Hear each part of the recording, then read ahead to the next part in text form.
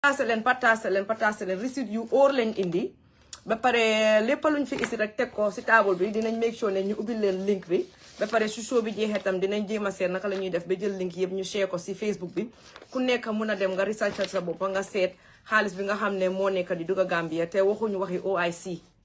ñun passé nañ fa waxi OIC bi moom mu ngi noonu gars yi kala labaj nañ ko ba pare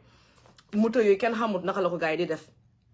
am sure ne brother Ben dina ko lijjanti dina lijjanti OIC project bi ak moto yi si nekk waaye ñun tey liñ bëgg a ñëw ñu waxtaanee si mooy xaalis millions of dollars yi dugg si réewi Gambia suufi Gambia through the government te askan bi ba léegi mënuñ see gis seen boppa loolu lañ indi si table bi te lii benn buñ commencé la incha allah as we go on fi ba 2026 dinañ continuer di isi ay revelations yi nga xam ne xaalis bi nga xam ne moom lañ jël ñu teg ko si loxo nguur gi pour ñu partager ko pour Gambien yi ñu gis seen boppa moom lañ la ñuy isi léegi comme ni ma ko waxee rek lépp luñ fi isi dafay nekk ay facts yu wér lu leer la moo nekk dañ ko research liggéey si indil leen ko tegal leen ko su ko defee yéen ñëpp ngeen gis ko dinañ ko riit nag benn bu nekk ñu wax leen ñaata la waaye xaalis bi yëpp biñ ko xaymaa daal egg na $400 million.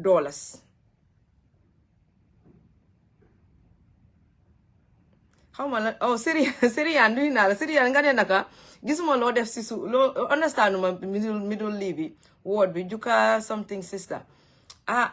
soose nga lakk tukuloo dafa bàyyi loxoom jàngalul ma soose waaye léegi dama dee understand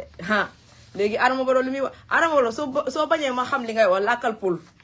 waaye boo làkkee soose ak olof rek dinaa xam li ngay wax balaa translator bi di ñëw sax ok so léegi loolu lañ isi tey bala leen ñu ngeen share because dafa nekk live bu gaaw because maa ngi suma liggéeykaay right now live bu gaaw la may nekk tukuloo dafa off tey Hadi Kinte tam dañu join live bu gaaw la may nekk waaye dañ ko bugg a def bam indi ko yëpp teg ko si table bi su ko defee Adama Barrow mu am lu mu wax waaw parce que amul lu mu wax taay yi moo tax mu toog di xaste boo déggee ngay toog di xaste da nga am jot waaye buñ ko isilee ay cas yu ko tegal ko si table bi mu war ñu koy lijjantil wax ñu naka la mbir mi demee su boobaa du xaste so maa ngi xaar rek pour gars yi ñu join Fatmata nuyu naa la Jaabi nuyu naa la yéen ñëpp nuyu naa la oh Seriane ok afternoon nga wax ok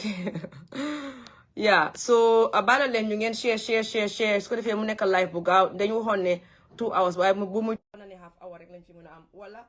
suñ fi am 1.5 hour then ma put you guys on mute ñoom Hadi continue because I have to attend this meeting quickly it's important duma ko mën a bàyyi noonu tukulóor xam na dégg nga ma bi ma waxee yéen ba pare dafa am request bu ñëw pour ma am meeting it'll be a quick one but I have to have it at 1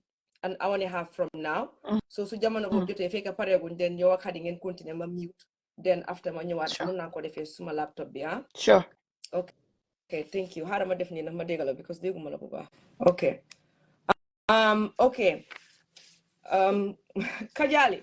Kajali sa last name bi rek moo ma jaaxal man ak yow moom xam naa ñu dem seet rek naka la ñuy def ñu santa Cissé ñu santa Barrow moom mu ngi noonu temps yi lii nañu yàlla defal jàmm rek waaw ñu xaaraale Hadi Kinte mu ñëw moom tamit waaye yéen ñëpp share leen maximum comme ni ko sénégalais yi dee waxee share leen maximum wax bi mu egga si askan bi yëpp ba pare ñi mun a record ngeen record ñu yónnee ko si TikTok yi ngeen yónnee ko si WhatsApp yi because wax dëgg yàlla yónnent bi xaalis bari na bari boo xam ne every Gambian war na yëg lii te lii nekk na loo xam ne man dama foog ne président Barrow ak government am bi su fekkee ne they were competent I'm gonna continue to use that competency word bi nga xam ne moom la ko Ismaila Cissé waxee woon du ma ko weeti doctor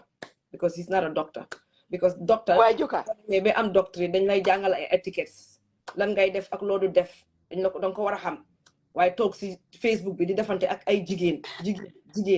boobu moom is the lowest of the low so man moom docteur bi sax dama koo génne fi mu nekk nii waaw Ismaila waaye juka se gën nga séeréer dama oyee anti mu ne anti kii foog naa dinaa ko nice to me since Sunday too so thank you Ada you were nice okay is she not nice to you normally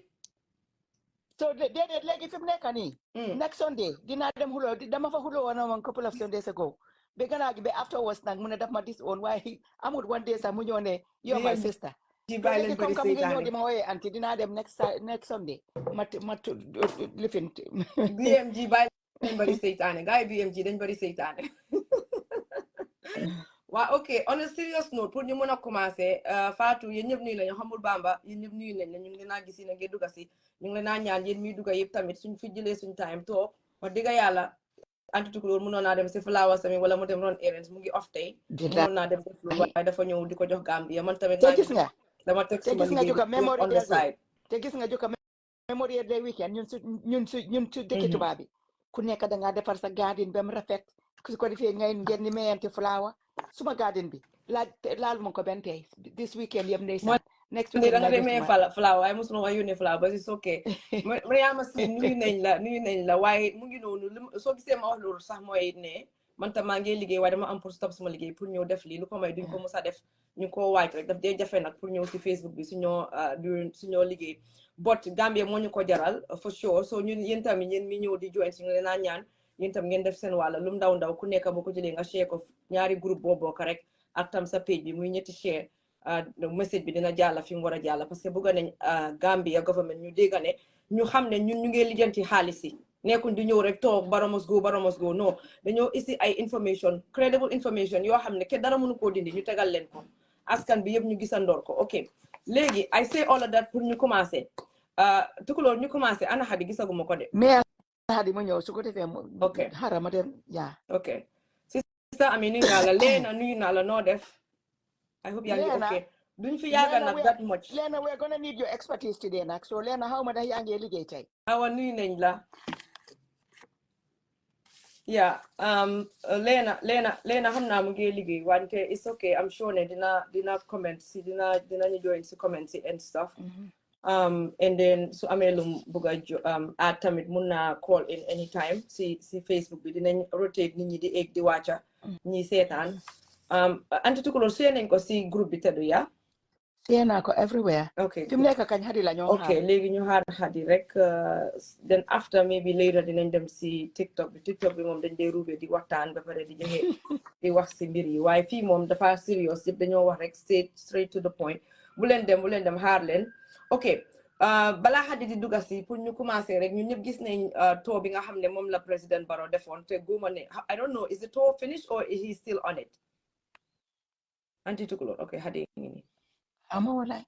ok yéen ma xam ndax tour bi jeex na jeex xam nga man duma dee man Barrow su defee njaaxum rek man duma dee follow Barrow xam nga waaw su defee njaaxum rek laa ko dee wow how is your life Hadi My life is beautiful. No, how are your classrooms, Hadi? How are your classrooms? My classrooms are not complete yet. Today is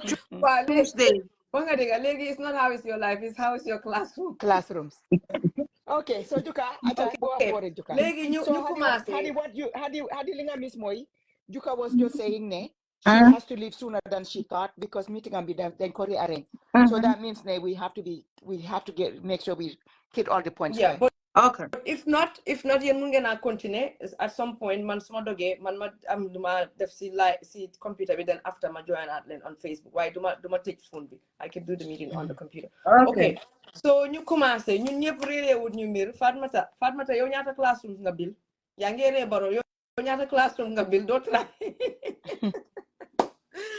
Okay. Léegi to be on a serious note though. ñun ñëpp gis nañ ne Barrow demoon na def na mu ngi def tour te tour bi ma readee the press statement bi nga xam ne moom la Ismaila Ceesay joxe li mu wax mooy I think it's pour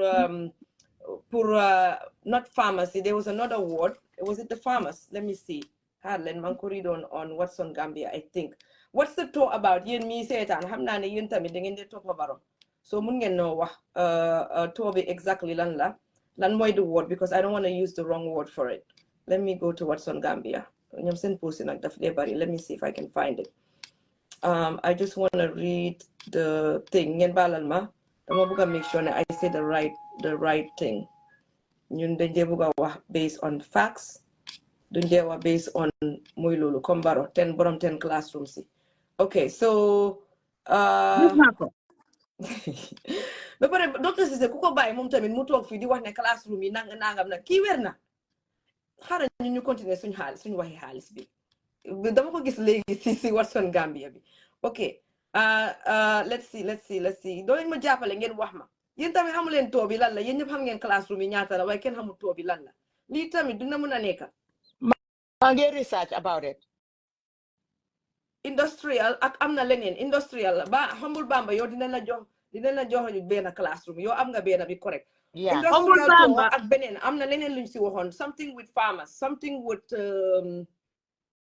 I don't think it is meet the farmers. I don't think it's not meet the farmers, but something to do with agriculture, something to do with. Where's the thing? Okay. Okay. We need that. I need that. Because I'm just trying to make the connection. Okay. Wason Gambia sen yéen a ngi liggéey xam naa ne loolu wax dëgg yàlla waaye wàññi leen article yi bari na.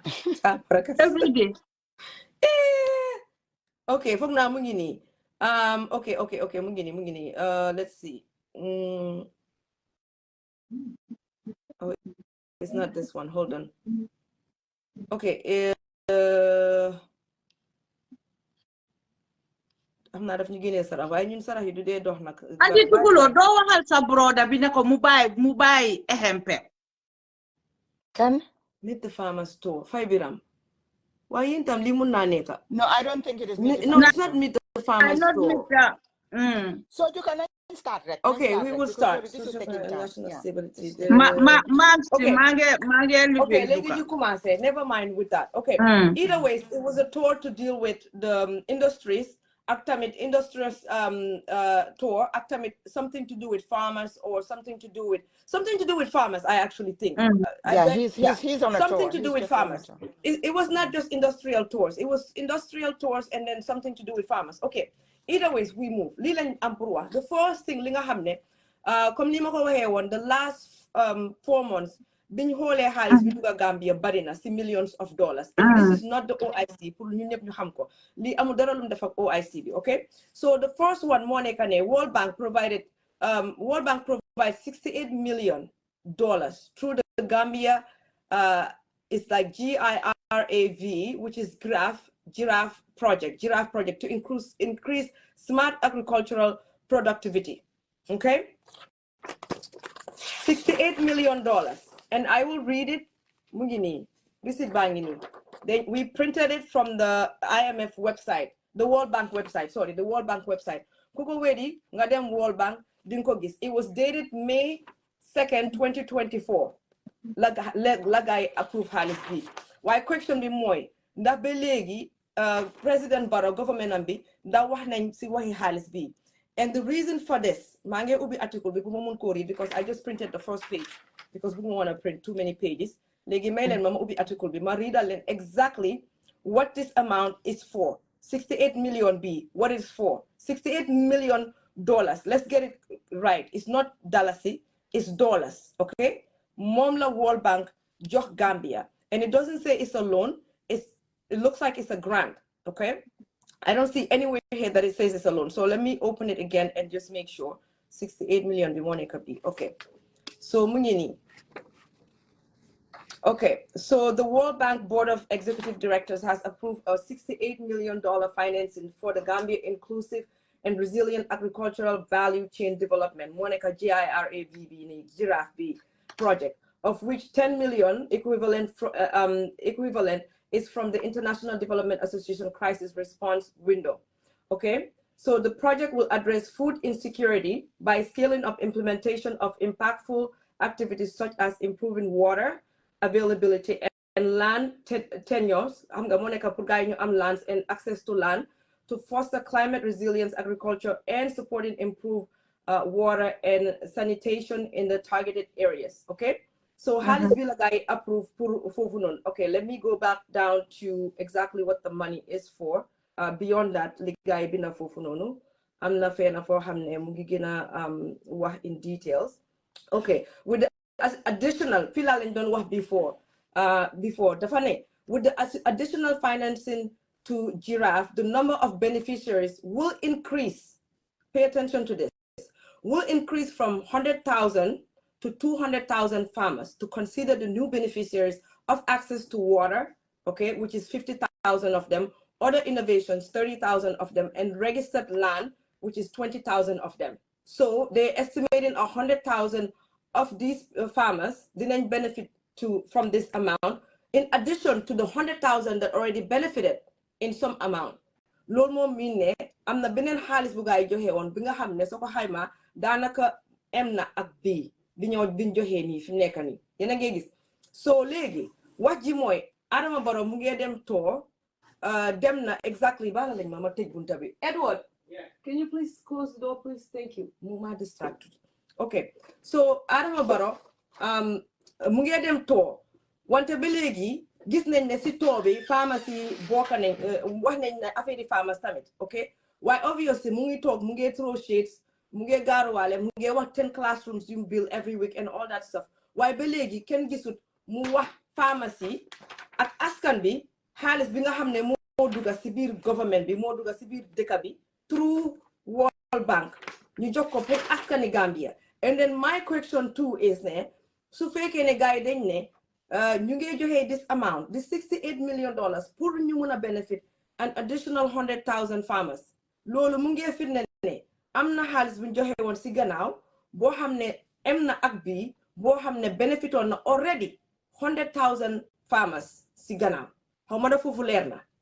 te xaalis bi nga xam ne moom ñu ngi jox Gambien si pour farmers yi képp koo xam ne am nga mbokka boo xam ne farmer la wala mbokka boo xam ne baykat la yaa xam lu moo def agriculture mu war naa gis boppam si lii parce que dañ ne 100,000 farmers Gambia kañ lañ am 100,000 farmers bay aadaat beneen 100,000 farmers mu nekk 200,000 farmers and on top of loolu noonu su fekkee ne 200 farmers yooyu noonu lañ jël xaalis bi ñu joxe ko 68 million this time 68 million xam naa before ok dañ ne the guy dañ war a am access to land dañ war a am access to ndox water waaye ndax ñoom nekk nañ di build ay boreholes na nekk nañ oo jigéen ñi nga xam ne ñu ngi amee ay femmes oo nañ leen ne leen kaay leen ñu seet naka la ñoo make sure ne yéen am ngeen land pour crop yi ngeen bugg a lii femme li ngeen naka la li ngeen bugg a jëmbat yëpp ngeen am land pour ngeen def ko yéen a ngi bugg a liggéey amu leen land di leen jox access to land minority si jigéen yi néew doole yi ñi nga xam ne ñu ngi commencé ees xale yi are they doing this for them that's the question because this money from World Bank is supposed to be for that because dafa ko explain jaxara ci seen website bi ne xaalis bi pour loolu la and it's a lot of money maa ngi pause fii ma may tukulóor mu duga xadi mu duga den ma ñëwaat ñu xuus si the same topic balaa ñoo dem si this next amount bi nga xam ne moom nañu joxe Gambia ne nañ jël ñu portaseli because I feel like ne every single Gambian deserves to know ne xaalis bi mu ngi duga biir Gambia and they need to know te nit ki su fekkee ne amuloo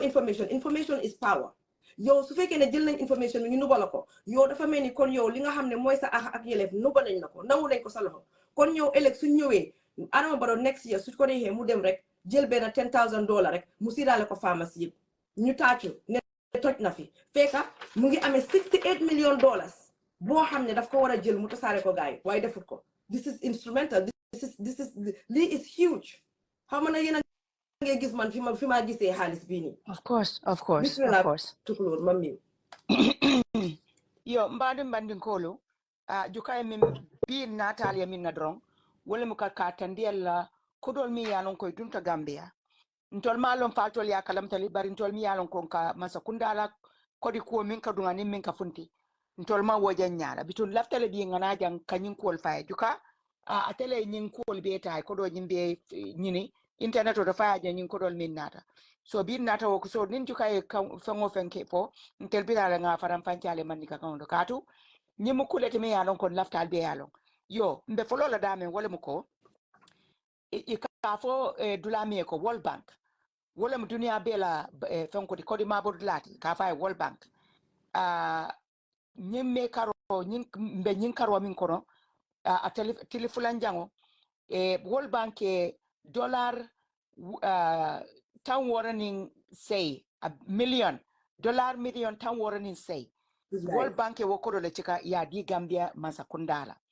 wokodo dung ya di Gambia masakunda dalilo minna wale muko ikafumi ko to increase smart agricultural productivity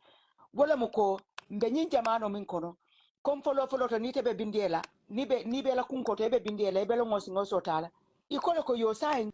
laftale folo to wo ko ka kenyamen nga falling sign dunia ka fenke binde kenyamen laftale altol yaboke wala muka mutol diala ka taraktol diala ka puspusol diala fengol mi yalon ko asalla wo do ko sone yandi andi koloko nyin kodo I laftele ayeta ay tambi mo wuli keme altol bindie lalu mini alon ko ali alla kunkolu soto mo wuli keme I laftele wo kunku mo wuli keme pour mansa kunda se nyin kodo di altol la pour ali alfo nafa so juka min fo jangolam doronko ntol ma mira ko mansa kunda ye wo kodo ta wuli keme ha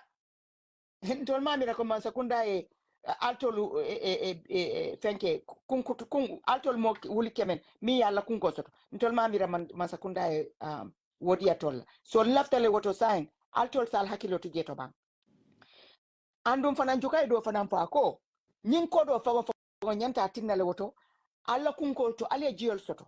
alla kun ko to nimmin man kun ko soto no man sakunda ini man sakunda sa fenke ko kene yeddu las nyini mi yalla ko isela kun ko londi woto wala mo ko land wala bankoti mi yalla ko e fangol ta mi sela kun ko lono je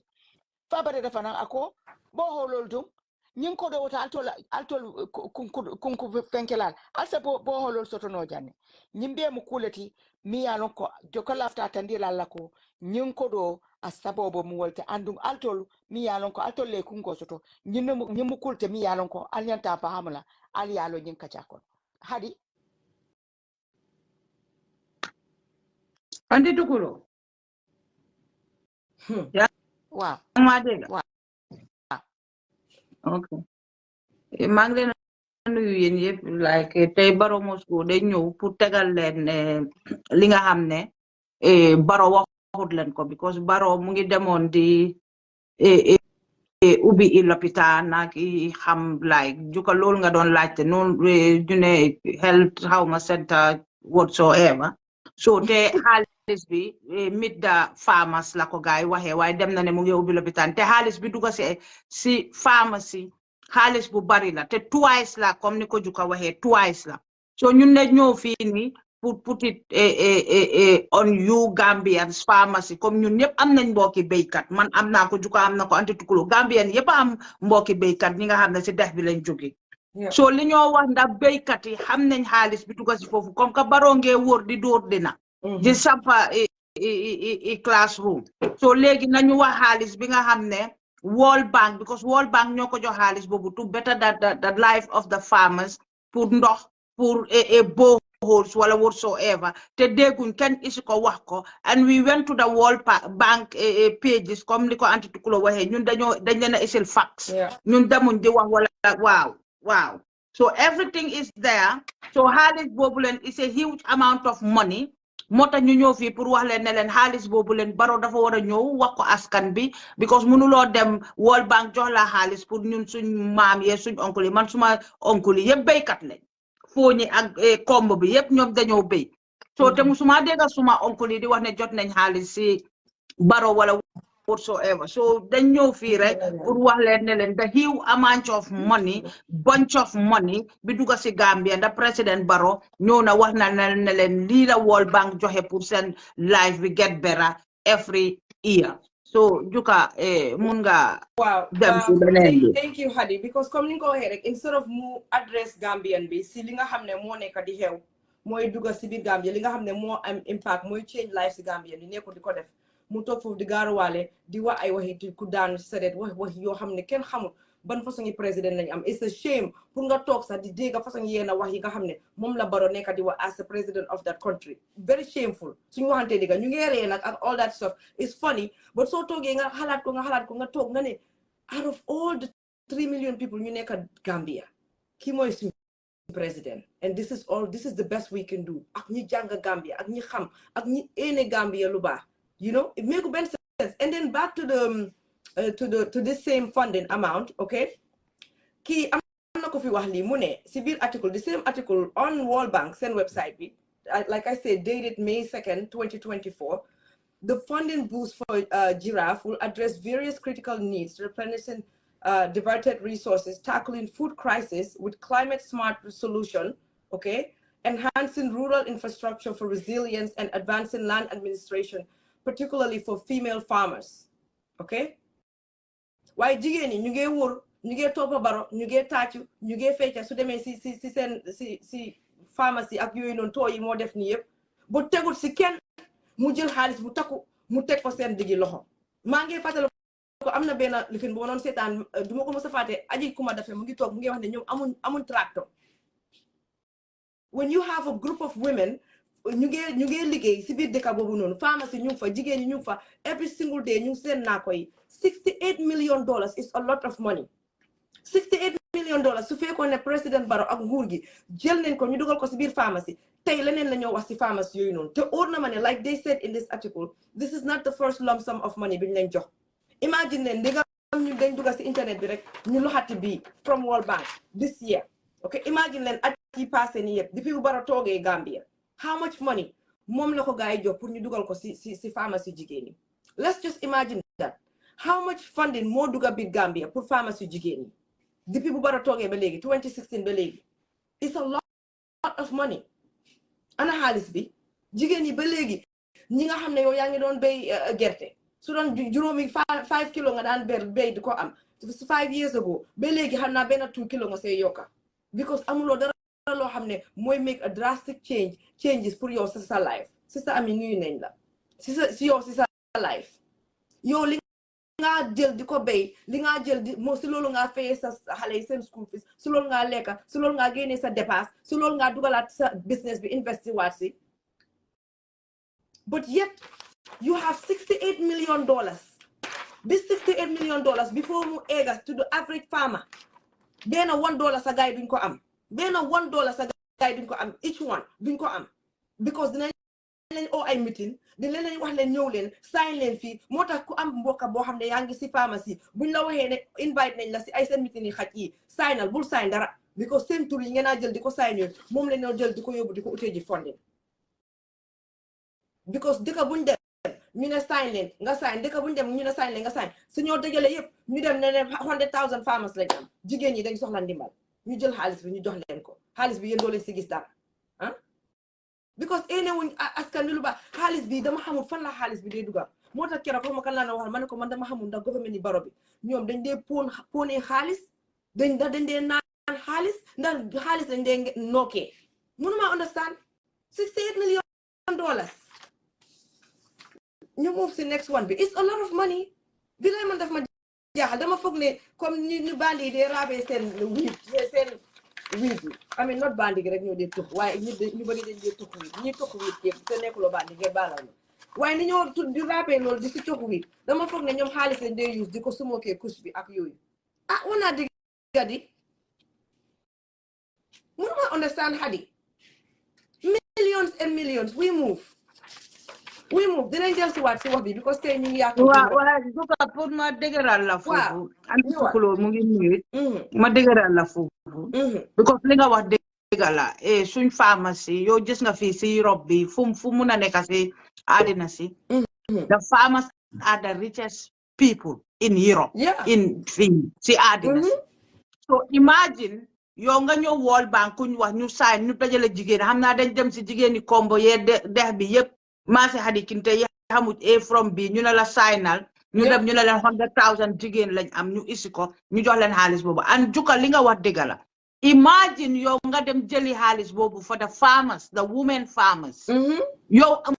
musuloo ko address anywhere kenn déggu ko I know ne they will come and debunk what we said jox nañ leen duga na fale Sampati Njaay xanaa mbaam fasa mbaam yi jox suma mbokk yi badi bu moom lañ leen jox fasa mbaam caaxaanuma kañ lañ jox fasa mbaam lañ leen jox lifin yooyu na caaxaanuma juka you are laughing loolu lañ leen jox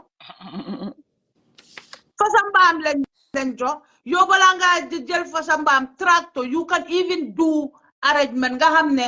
ñoom suñ béyee yëpp soo fi isee 12 astafurlaay 4 tractors ñii suñ góobee ba pare nga abal ko beneen dëkk comme community la ñuy góobante like it will help those people to farm more waaye yow waxuloo lijjantiwuloo waaye dem nga jël turi the women farmer lépp ko ba pare nga ñëw toog si and it is true Juka we have to ask where the money is going because 68 million it's a lot of money just to disappear in the thin air to be honest. Let me tell you something about farming. Gis nga xaalis bi ni tey soo demee man suma yaay Gunjur la jógee those coastal villages guess what jigéen ñi ñoo dee def seen naako yi naako yooyu lañ dee éduquer seen doom yi so imaginal suñ jëloon jigéen yooyu noonu ñu jox leen defal leen borehole because most of them don't even ask for the land. They just want government to help them with fertilizer and things like that. For send gardens, you know. Okay, guess what? They take that money and educate their children. Harris Bobu engage in unison new them Angleterre. So they can break the chain of poverty with those families. You imagine you can askan be. Harris Bobu no kimu giving a donkey stomach. So these are many things we can do. Why Juka, who's else in number two? Wow. You continue. To pinal benen bi defal gaay ñu share rek ñu ngi am space ba légui su nit ñi fessé den ñu doga wax gaay ñu call ci number bi du non. Okay, ma pin la nati madame pin pour gaay ku duga rek mu share ñom ñep war nañu mëna share. Ma ngi mun naa pin more than one thing. Mun naa pin more than one thing. Pour na ben rek la allow. Yeah. Bena bi rek moy bi nga def number bi rek la ala. Den nga doga def number bi pour gaay call waaye am nañ space pour ku bëgg duga contribute nga duga foog naa allow at least four people. Yeah. Okay.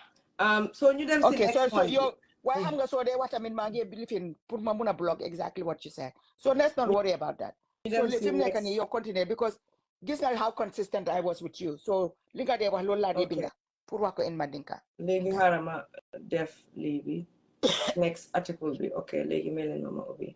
number 2 yeah mom like ubi amako ubi like I said ñun ñu rek tok di wax dañ am ay receipts okay the next one is dated benen funding bi is dated March 25th 2024 okay te ba legi tel geek bari wax geek yépp gisuñ ko fen mu ngi melni xaliss bu gaay joxon journaliste rek su amutoon that journalist bu nekk standard bi nako dina doon dem ba jeex te kenn du ko yëg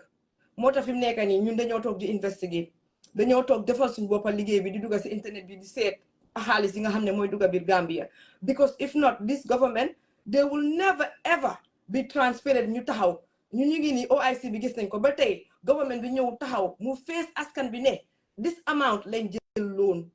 on behalf of yéen seen tur yi this amount moom lañ ñu may si pour Gambien si yëpp ñu bokk ko yéen ngeen moom si ngeen am si seen wàlla ba léegi OIC project bi jeex na waaye ba léegi gisuñ ko it's been over a week they should have been able to come out because OIC didn't happen just for 1 week they've been planning this OIC for years so all the monies that they've gathered from the last years up until last million biñ lañ may si OIC bi they should have came out ñu toog ñu wax askan bi okay but none of that happened so that tells us ne gannaaw loolu amul te ñun lii gisuñ ko fenn that means that suñ ko share ak yéen askan bi duñ ko musa xam we will never know and it's very sad dëkk boo xam ne yow danga def nit yi comme yow danga am benn gétta rek ñun ñëpp danga ñu def sa xar ak ay sa nag yow yaa nga tee sa eb bi rek naan accu duñu daxee foo bëgga ñu dem fa rek ñu dem fa as a nation that's what it is we don't have a say yow dañoo isil rek loo ñu saani rek loo lañ am pour lekka anything else is not ours we're not entitled to say anything about it so loolu moo tax ma ne it's almost like moom suma benn maam Pël Fuuta bu téye géetaam rek la te ay etam mu am ñaari boyam nga am fi Amat Ba nga am fi Ismaila Cissé ñu téye et yi accu ñun ñuy dem ñu nekk xar yeeg nag yi ñu fu ñu wax ñu dem rek ñu dem fa because ñoom ñooy dem uti ji xaalis ñoom ñooy lebi xaalis ñoom la ñuy jox xaalis suñ paree ñoom ñu partage xaalis bi ñoom i neen ku nekkaa ngi am kër biir Sénégal Ismaila Cissé amagut nag waaye xam naa léegi tey mu am moom it Amat Ba ñoom ñëpp a ngi am kër Sénégal te dégg naa fi nekk Morocco sax ñu faa dem commencé de jufa uti ji kër you know so enough is enough xaalis bi dugga biir Gambia where is our money Baro nga ko doolee yéen a ko fi laajoon Fatimata ba Baro léegi nañ ko laaj Baro ana xaalis bi bari na méegu sens ne la waxante digga 68 million mu dugga si pharmacy probably last year kenn gisu ko beneen 68 million duggaat this year mais second kenn gisu ko okay fa xaalis bi dugga so bokkuma lii waay okay the next one we move the next one gis nga so okay mi ñëwee nim dee waxee amana ma jaaxle xaalis la Pana la okay so the next one bii mu ngi jógee European Investment Bank. So World Bank, bii EU and European Investment Bank. Wow. Yeah, ñoom ñoo article bi laa miin mu ngi jógee European Investment Bank ñoom ñoo ko publish foofu laa ko readee right now ku ko bëgg a gis mun ngaa dem nga type si European Investment Bank seen website bi soo type ne Gambia rek di nga gis the article dated 25th of March 2024 mu ne strong international support for a new era of renewable with inauguration of historic 23 I guess this is what solar plant, okay? A significant strategic project with strong sustainable, substantial economic and social impact. The recently inaugurated solar photovoltaic plant in Jambur, how much Jambur, Sibir Gambia. Jambur. Jambur is in the Okay. Commonwealth, Borigunjuri. Jambur is poised. Okay. The plant would be in Jambur, is poised to supply electricity to approximately 18,500 households. Okay, this power plant, supported by the government of the Gambia and its development partners, is part of a wider initiative aimed at enhancing the contribution of renewable energy within the electricity sector. Okay, so then we move forward. It says right here, this plant will be complemented by other critical transmissions and distributions upgrades in the NAWEC network to ensure the availability of reliable, clean, and stable energy supplies across the Gambia. At a total cost of, are you guys ready? $165 million. The Gambia Electricity Restoration and Modernization Project, financed by the World Bank, EU, and the European Investment Bank, remains the single largest energy project in the Gambia and promises to significantly support the turnaround of the energy sector, particularly as the Gambia accelerates its vision towards universal access. Okay? So, $165 million has been granted, given to the Gambia government, okay, by the European Investment Bank, EU, World Bank. ñoom ñoo ñëw together ñu approve ñu jox Gambia $165 million pour NAWEC. dama bëgg ngeen tapote if not ñu tëj live bi tapote Facebook mooy hard si tapote leen ñu because man foog naa Gambia man foog naa lu ma dee read su ma gisee xaalis bi ak yéen li ngeen dee dégg daf dee different man I don't know. It's not different. It's the same, because linga wa the amount of money bituga sini rek pour jam pour electricity. And the sad part is sayu President Adama Barrow de wa daf de wane man ma sampa.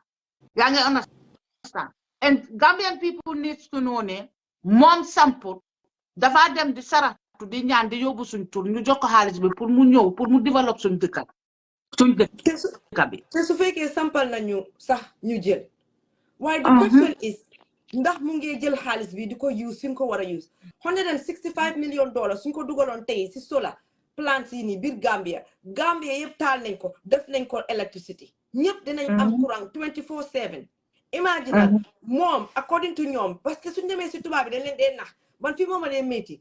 mu ngi wax ne guys somehow come up with nañ the number ne ak seen sauvé xaj yi njee def fii ngeen baalal ma because moom loolu la Ismaila Cissé génn barke de ma di wax sauvé seen sauvé nonsense yi gars yi dee def nii dañoo dem taxaw ak seen kayit yi ak seen paper yi seen pen yu jeex yi ink yu waw yi taxaw binda dem suñoo dem sa World Bank ba ak EU dem di saraxtu ne waaw 18,500 households la ñoo change si lii nii fekk dañoo waxuñ dëgga nekkul benn dëgga 1,000 people sax suñu amee electricity sax by the end of next year sax ñu jël waaye du am yow $165 million where is that money going? And it's not the force. It's not the force. Let's take the interpretation in Madika, right? Okay.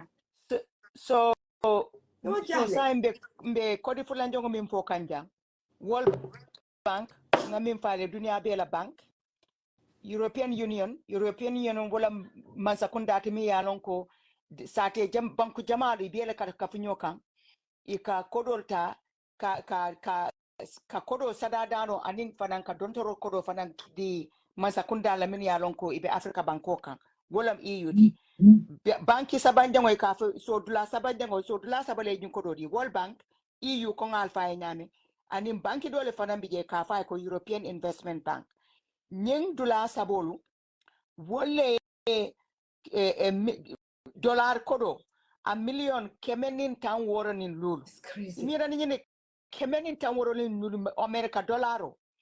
nyim mati nyin mati karo min tambita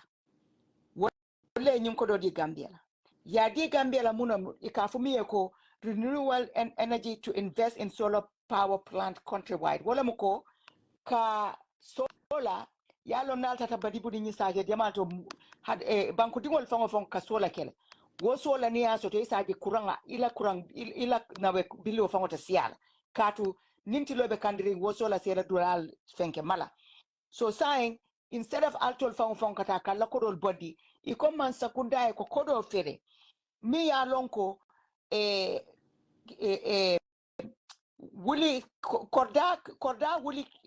tanin say anin kemelulu wolle nyanta alse nyin dunde andum amanke koy koloko alieta masakunda yi wol charge de nyuni e nyun kodo din to la masakunda le ko ye nyin nyun kodal be kono ye taye nyin sola dundike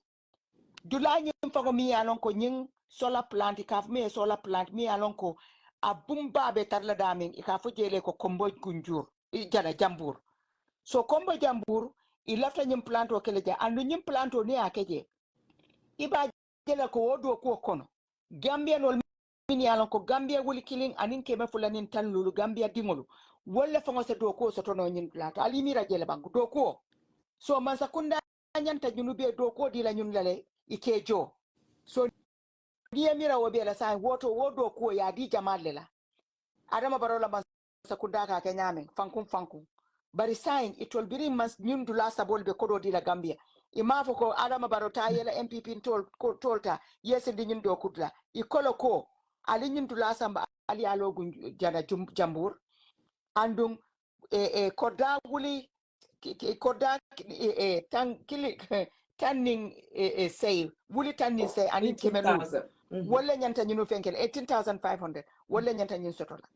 so andi mina fo iko dalilo mina nyindi Gambia la tolbe alono ko nawek la electricity ka fumi kiyo kamach bina malata so pa andum fanan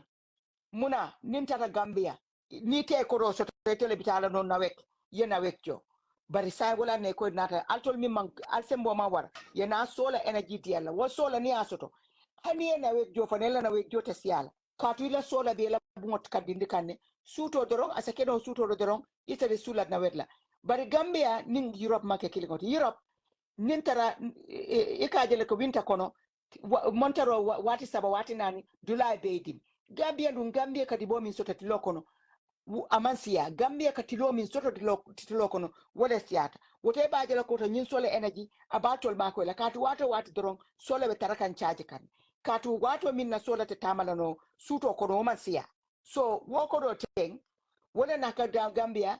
plus bami alon ko nying solar energy be boda wolto jambur altol Gambia altal jibe ban fo libitel alta jibe fanam fo mo wuli killing anin keme fulanin tanluru Gambia dingolu fo be do ko la nyin plato le ban katu nyin ko do dalilo abu wallet hadi It's crazy, huh? Hading been in line with. Wow, some of them call. Anyway, Auntie Zulu, Linga Wadigala. And the sad part of this, Doko Dega fen access and noise in a Halis be Moidugasi. My taxpaying money because European yek Nyepasi Boka and I am paying tax mom la Jalini. Baro, just know my taxpaying money did come also in the Gambia for more help. Wa jigeni Gambia pour ñu am sola ba nga xamne du len noppal because fi ku fe liggéey da nga fay tax do free anyway li nga wax degala and juka imagine the two amounts yi wax ni and the other amounts yi nga xamne ñun yiñ dajale won ñew diko wax Gambian bi how many billions of dollars now we are not talking about millions billions of dollars yi duga ci kër dëkk boobu comme li nga wax where is that money ba pare yow yaa ngi jël credit from someone kuy build classroom yow nga ñëw di jël credit boobu dan yow xaalis bi nga dem laajte ji si turi Gambian si to build us something a hospital schools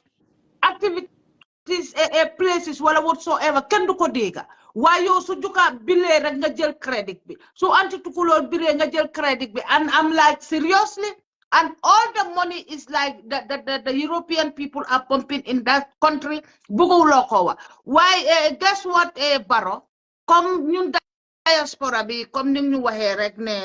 génni béy yu xam àddina and they can do research and we are researching we have evidence because fii anything lu dugga Gambia dañ ko publish yéen da ngeen foog ne tubaab bi dañ leen a jox ne pat ñoom tamit dañ bugg a xam xaalis bi fu moo dem because people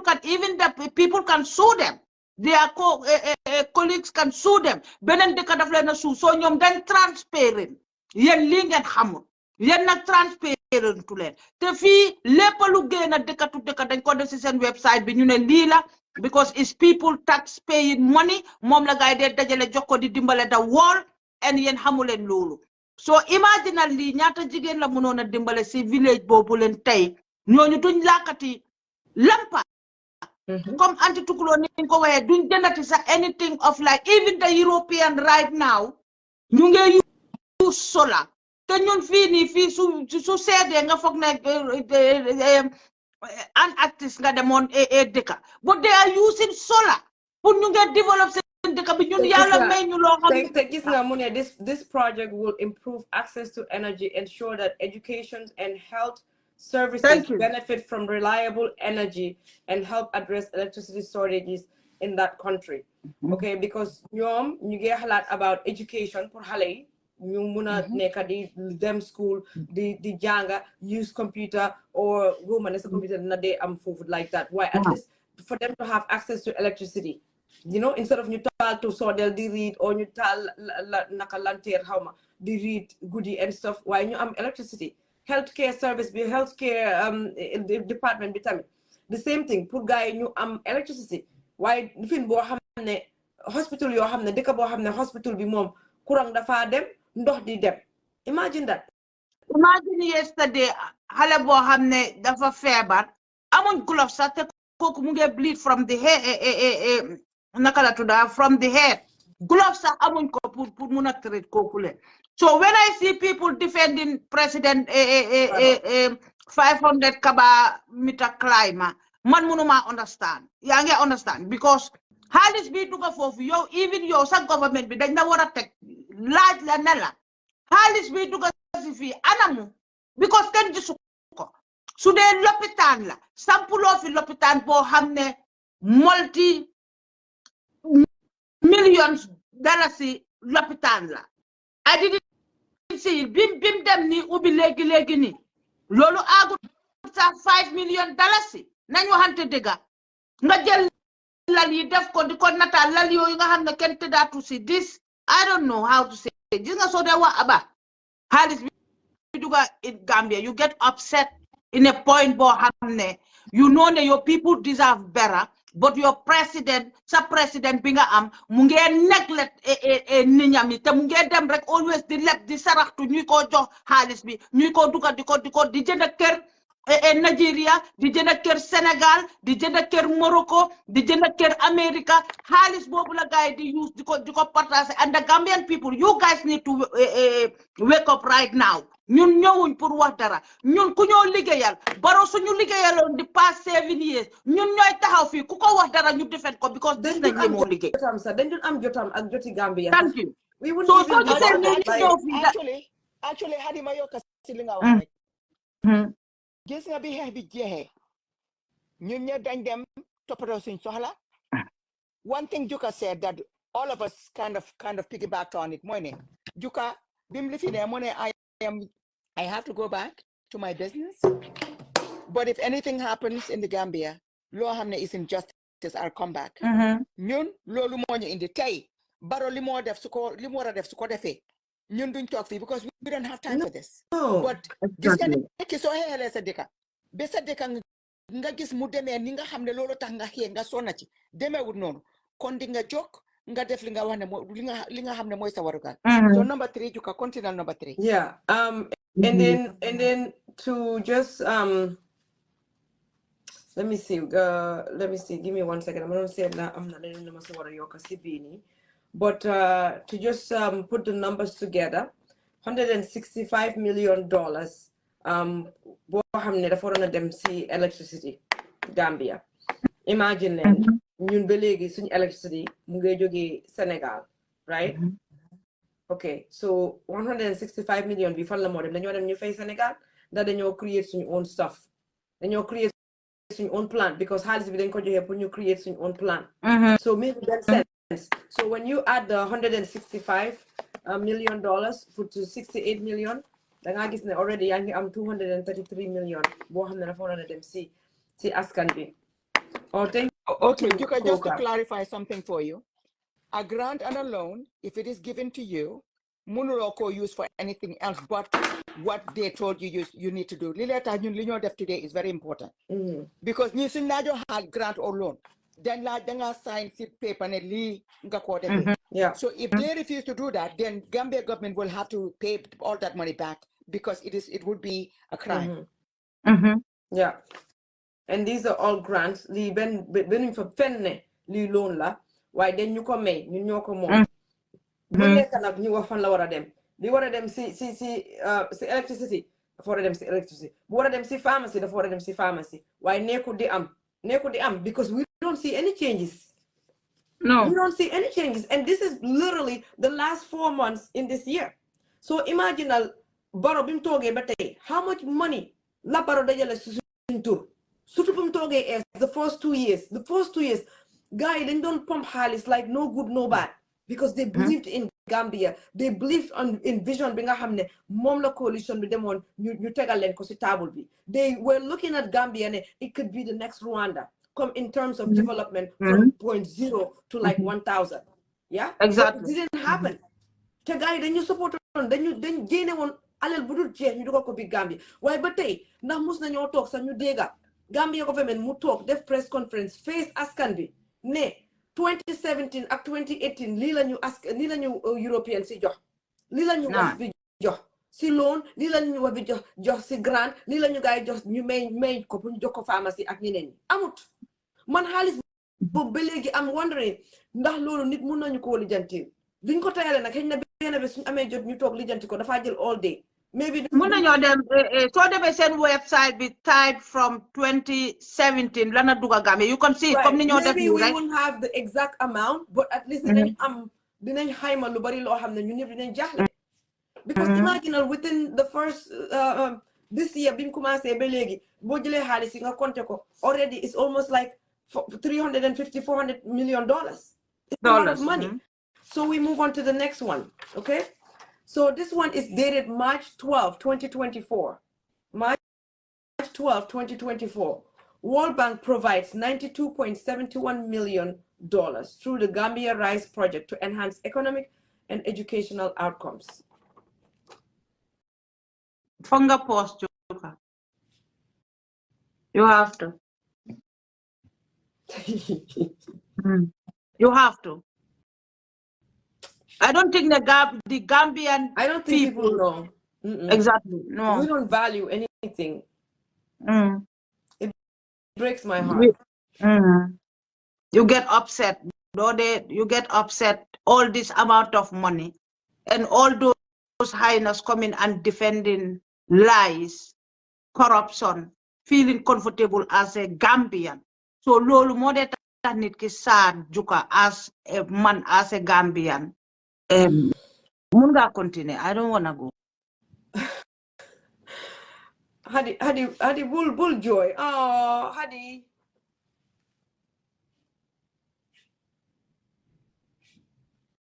It's sad, it's sad. Because Hadi, you see, Hadi is reacting exactly the way I reacted when we were talking earlier. Yeah, Hadi, you because took all of this. You took all of this into the reality. And I think that's what we Lolende feel pour def Malaka all of Lolende feel pour def as Gambians. they manage pour ñu disconnect from the reality of Gambia. They manage pour ñu feel numb ak reality bi nga xam ne moo nekk suñ askan bi, all of us collectively, including myself, because that's the only way that we are able to deal with it. Because if not, danga lose some mind bi. Because if you put this in perspective, nga halat the average Gambian, yeah, and I think that's what Hadi did. That's why she got emotional. Nga internalize everything. The average Gambian, ko hamne hamut sa lan moy World Bank, hamut sa lan moy computer, hamut sa desktop, hamut laptop, musuko gis. Every day mu ngi xey suba tel, mu ngi amé ay njabotam 3 o'clock dafa fekk mu jóg takandi Gambi. Jël musóoram bi takako si ndigam bi, jël beneen musóor aj ko si lii, jël pañe yi jël yëpp aj dugal si moto daw dem marché taxaw pour jaay, pour mu njëkkee fa si ñuy jaay. Xaalis bu moo am foofu la moo jël di fayale doomam bi school fees. Doomam boobu noonu su lekkee curaa bu weex su añee ñankatang padam boo xam ne sax xëy na sauce bi du am benn protéine bu fa nekka. The same thing suy reer. This is the reality there. I'm just telling you guys, we are all privileged here. Everybody on this life, we are privileged, because the reason why I say that, because no matter what, yo am nga lo jëne telephone, am nga lo amé network, am nga time bo toge, but they are average people, Gambia, ñoo xamné, they don't even have the time to sit here and listen to us, because the reality is different. The reality is completely different from all of us. Loolu moo tax ma ne, all of us here are very privileged, and that's the sad reality. When you have the average person, when you have the average person, ko xamne mu ngi tok si, let's say si faro yi lam nekk 24/7, mu dem pour mu jog mu dem Banjul sax su mom lolu privilege la, pour mu dugal moto mu songu mu dem Banjul, mu ne dem na Banjul, it's a privilege. This is the reality, huh? I'm just saying it how it is. I'm thinking about how my grandmother and my grandfather used to be, okay? Maybe ñom sen man their realities, but because they had opportunities, they could work hard. Mun nañu amé sen sensibilité ñu nekk si ba nga xamné dina nekk lu mag ñu tekki si jappalé sen doomi janga tekki and all that stuff. Ñu am opportunities, all of us here. That's the generation we came from. But when you look at this generation, ñi nga xamné amuñ kenn si sen family bi ko xamné amna as tuuti adina nanda. Those people, it will take them generations and years for you make it, because the equal opportunity is not there. Gambia, no matter what, ñun bu ñoo maga di nga gis ko xamne xëy na mu ne mu ngi jógee si kaw gi or something, mu ngi ñëw mu ngi jàng am na kër bu mu dëkka foofu noonu biir Banjul, mu ngi lekka ba suur, mu ngi sangu, mu ngi sol uniforme am bi, doo ko xam su la ko waxutee lan mooy life story am. And that kid today mu ngi si west bi fii mu ngi make something out of his or her life te mu ngi yónnee family bi. But now, if we contrast that generation, ñun suñ generation bi ak generation bi tey ñi nekk on the bar nga xam ne yow su fekkee ne yow nekkuloo among the elites xamuloo ko am yow, the opportunity is not there. Is that fair? When you have $165 million mu ngi dugg si biir dëkk bi, $92.71 million mu ngi dugg si dëkk bi, all of these things happen in the span of 2 months. Where's the amount? 2 months. March. Okay? March. Okay? Where's the other one? May. March, April, May. March, April, May. All of them happen in the span of 3 months. Let's just put things in perspective. 92.71 million, 165 million, 68 million dollars. Where is the money going? This is the reality. Where is the money going? The opportunity wasn't there. Okay, whatever. They do what they can, whatever they can't do, it is what it is. But if you are going to the west, see, asking to Babi, to West Wing, a light and Harris, you don't have Harris, but the average kid, the child that doesn't have the opportunity, cannot have access to this money. The farmer that doesn't have the opportunity to read or understand doesn't have access to this money. People are devastating, because if they had access to the money, all of their realities will be different. Their realities will be different. Their reality will be completely different from night and day if they had access to the $68 million. The farmers. Very sad. Very sad nation we live in. And we just go like robots. We just go like robots, machines. Because we're not putting things in perspective. Why, I think the education being a hamne mom like nyakati joheni didn't anybody because there are people, because one of the things that we have struggled with more in the average person kuneka sikogi, but keep all in mind ne nobody knew set and fee sikogi lanjoge. So what we're doing, it's disheartening metina because gis nga hadi kudegerla. Why gis nga hadi deep as a mother she dug deep haladne haliti si askan bi lo xamne dafa wara nopal askan bi mom la nguur gi jiti fayanto hadi lolo ko joylo. Why soko sete in another way hadi moy ne yo li nga wax fi ni tay kula setan ni mu jog dem ko yaayam mi ne kabadi ne ko by the way xam nga ne government bi indi nañ xaliss nanga pour yet suñ ko gisite then that will inform them next election ñi nga xam ne ñoo toog di lekk seen xaalis di yaaxal seen ale duñ leen faale so dinañ dem ñu eesen comme ñun yëpp ni ñu nekkee woon di eesen mbokk yi rek foog naa été bi moo tax is important te something Juka hasn't told you lu leen Juka waxut mooy ne this is a first series of many we will be doing about money is getting in because suñ researcher bi in the house mooy Juka, she will be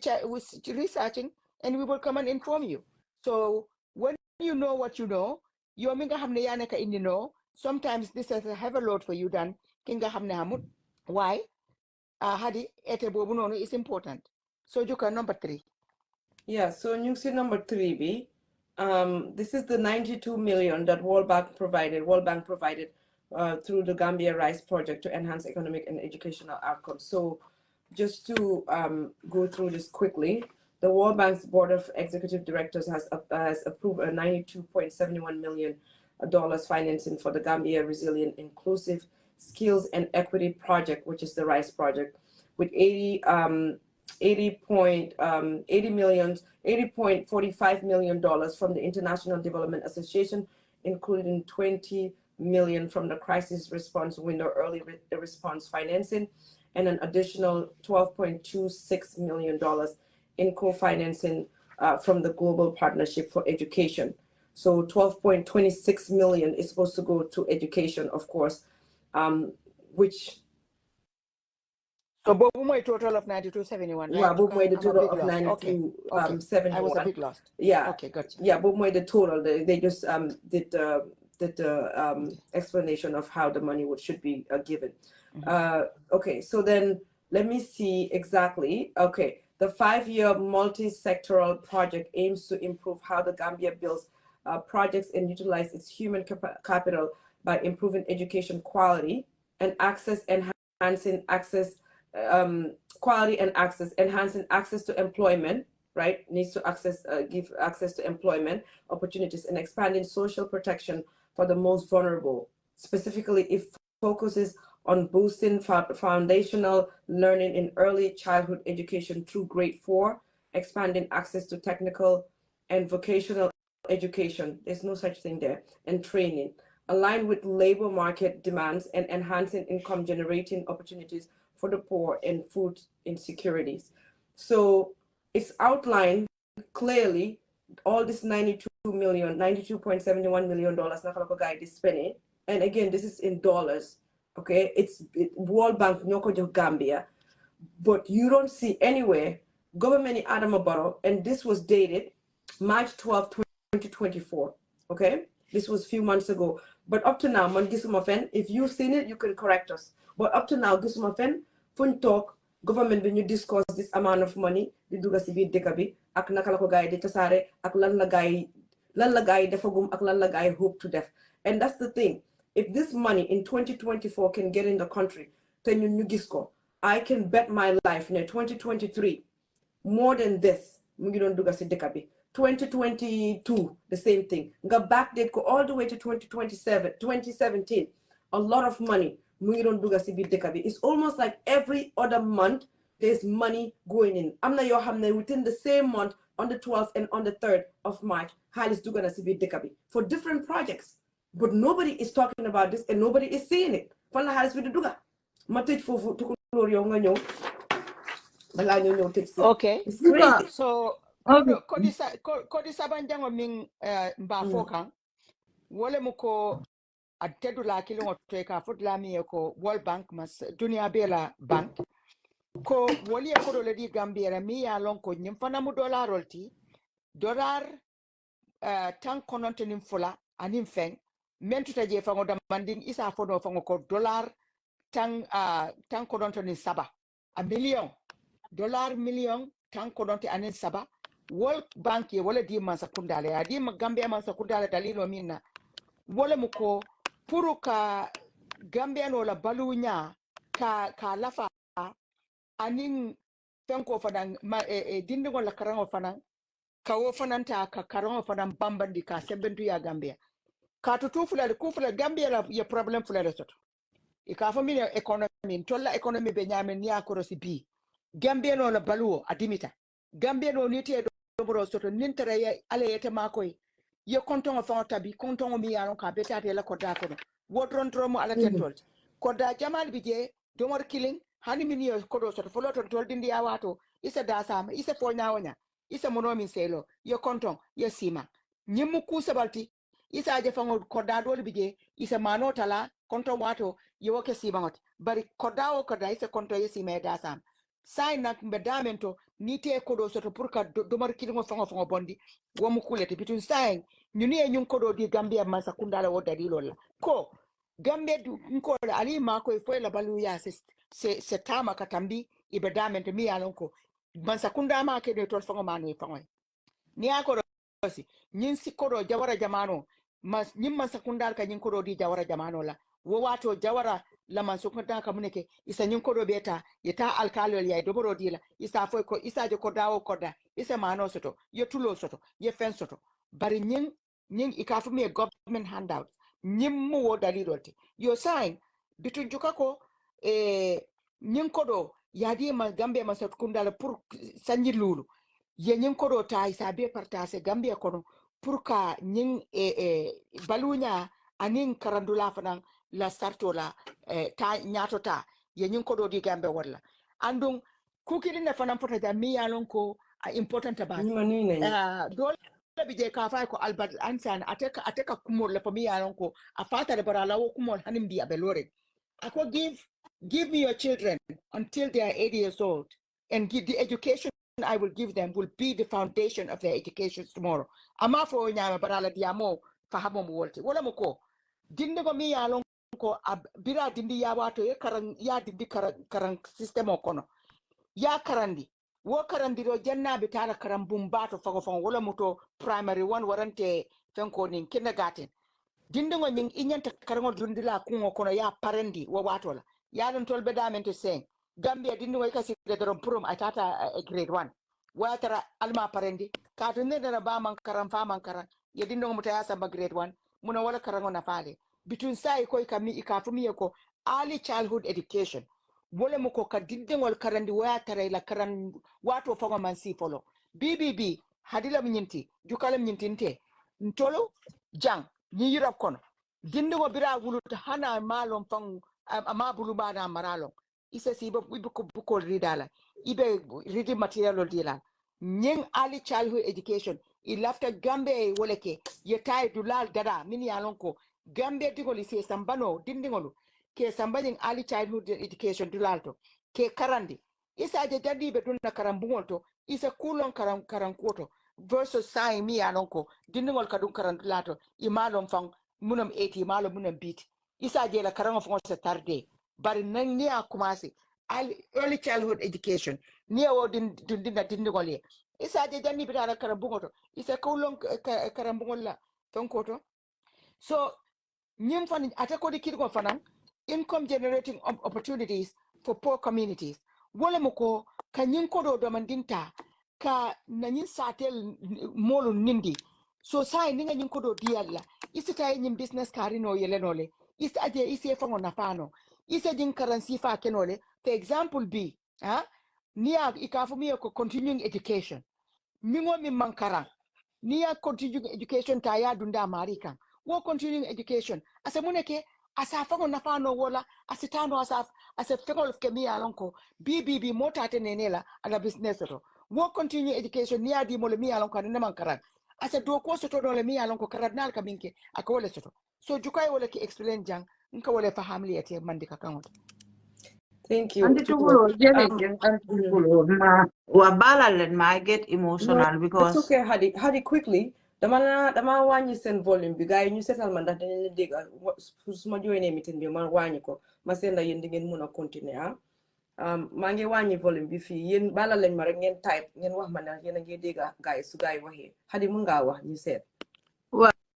yéen ak ma dégg yow mun nga mute sax juka soo nekkee si meeting bi you don't need to wàññi dama ko wàññi pour suma gars yi buñ dégg. waaw wa nga dégg waaw mun nga ko wàññi ba mu sis duñ ko dégg. So submitting be is in 13 minutes juka. Okay, it's fine now. It's fine. Yeah. So suma bëggee rek dinaa ko lii. Okay. So submitting is in 13 minutes, right? Yeah. Okay. So this is what we can do. Let Hadi quickly say something so that you can touch on your thing. That's good if because you will still have to be able to do Majohlen last one be then you can continue Hadi. Yes. If that's okay. So last amount be Monica. B and I B it was actually back in November 2023. B Monica like the oldest one, but we'll search more. Comme ni ko tukulor waxe dinañ am yeneen ñu ñoo isitam di ko gis am na beneen bu fi nekk sax boobu dañ ko tegagum boor boobu came in last month but dañ ko tegagum boor because am na waaye bi the Gambia received $60 million to boost sustainable growth and climate resilience bi tam $60 million la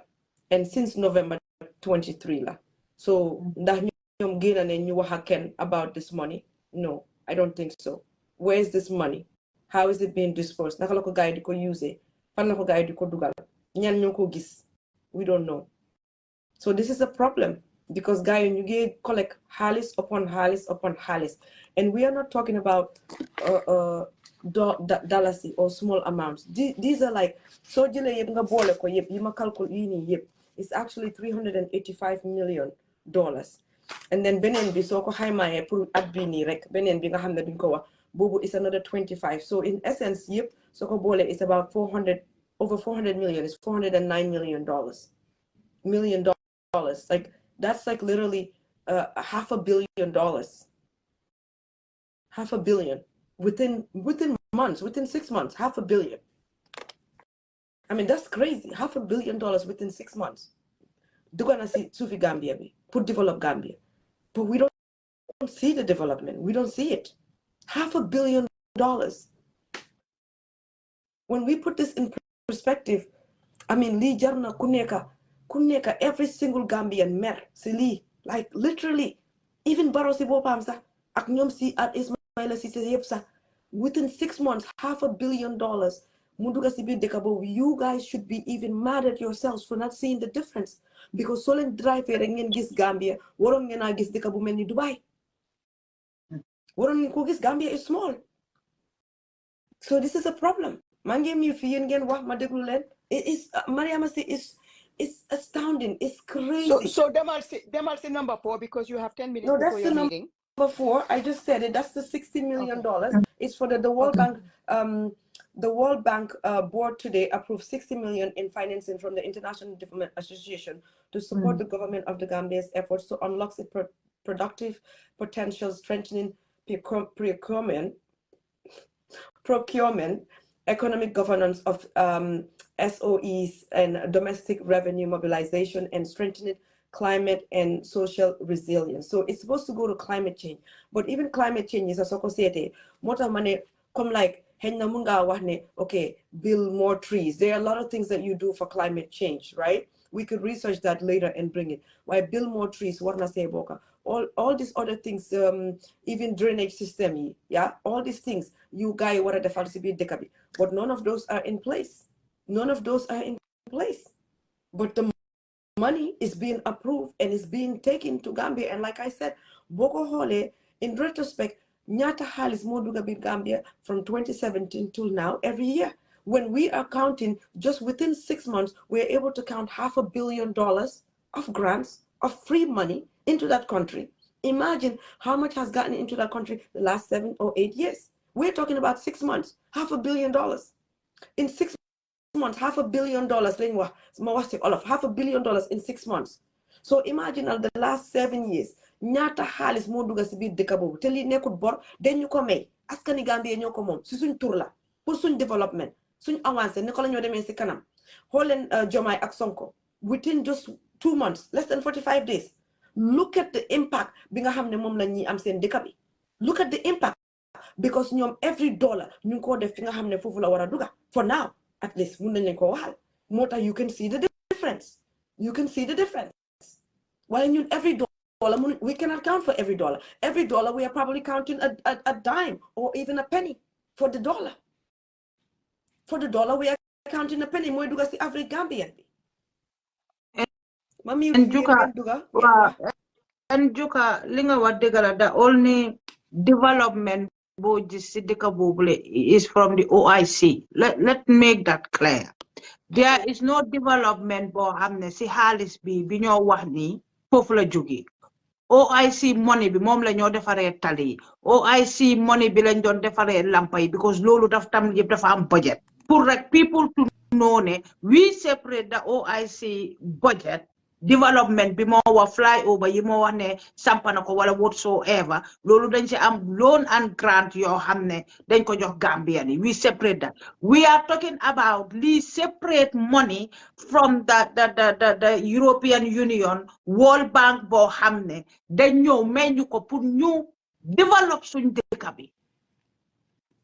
How many Gambian it has nothing to do with the OIC money. This is somewhere World Bank, European Union, you know, together with the two am budget you put dimbale the world. Yeah, you understand. So what live gena dita magena emotional. Mange hala suma anti bineka sit dehbi.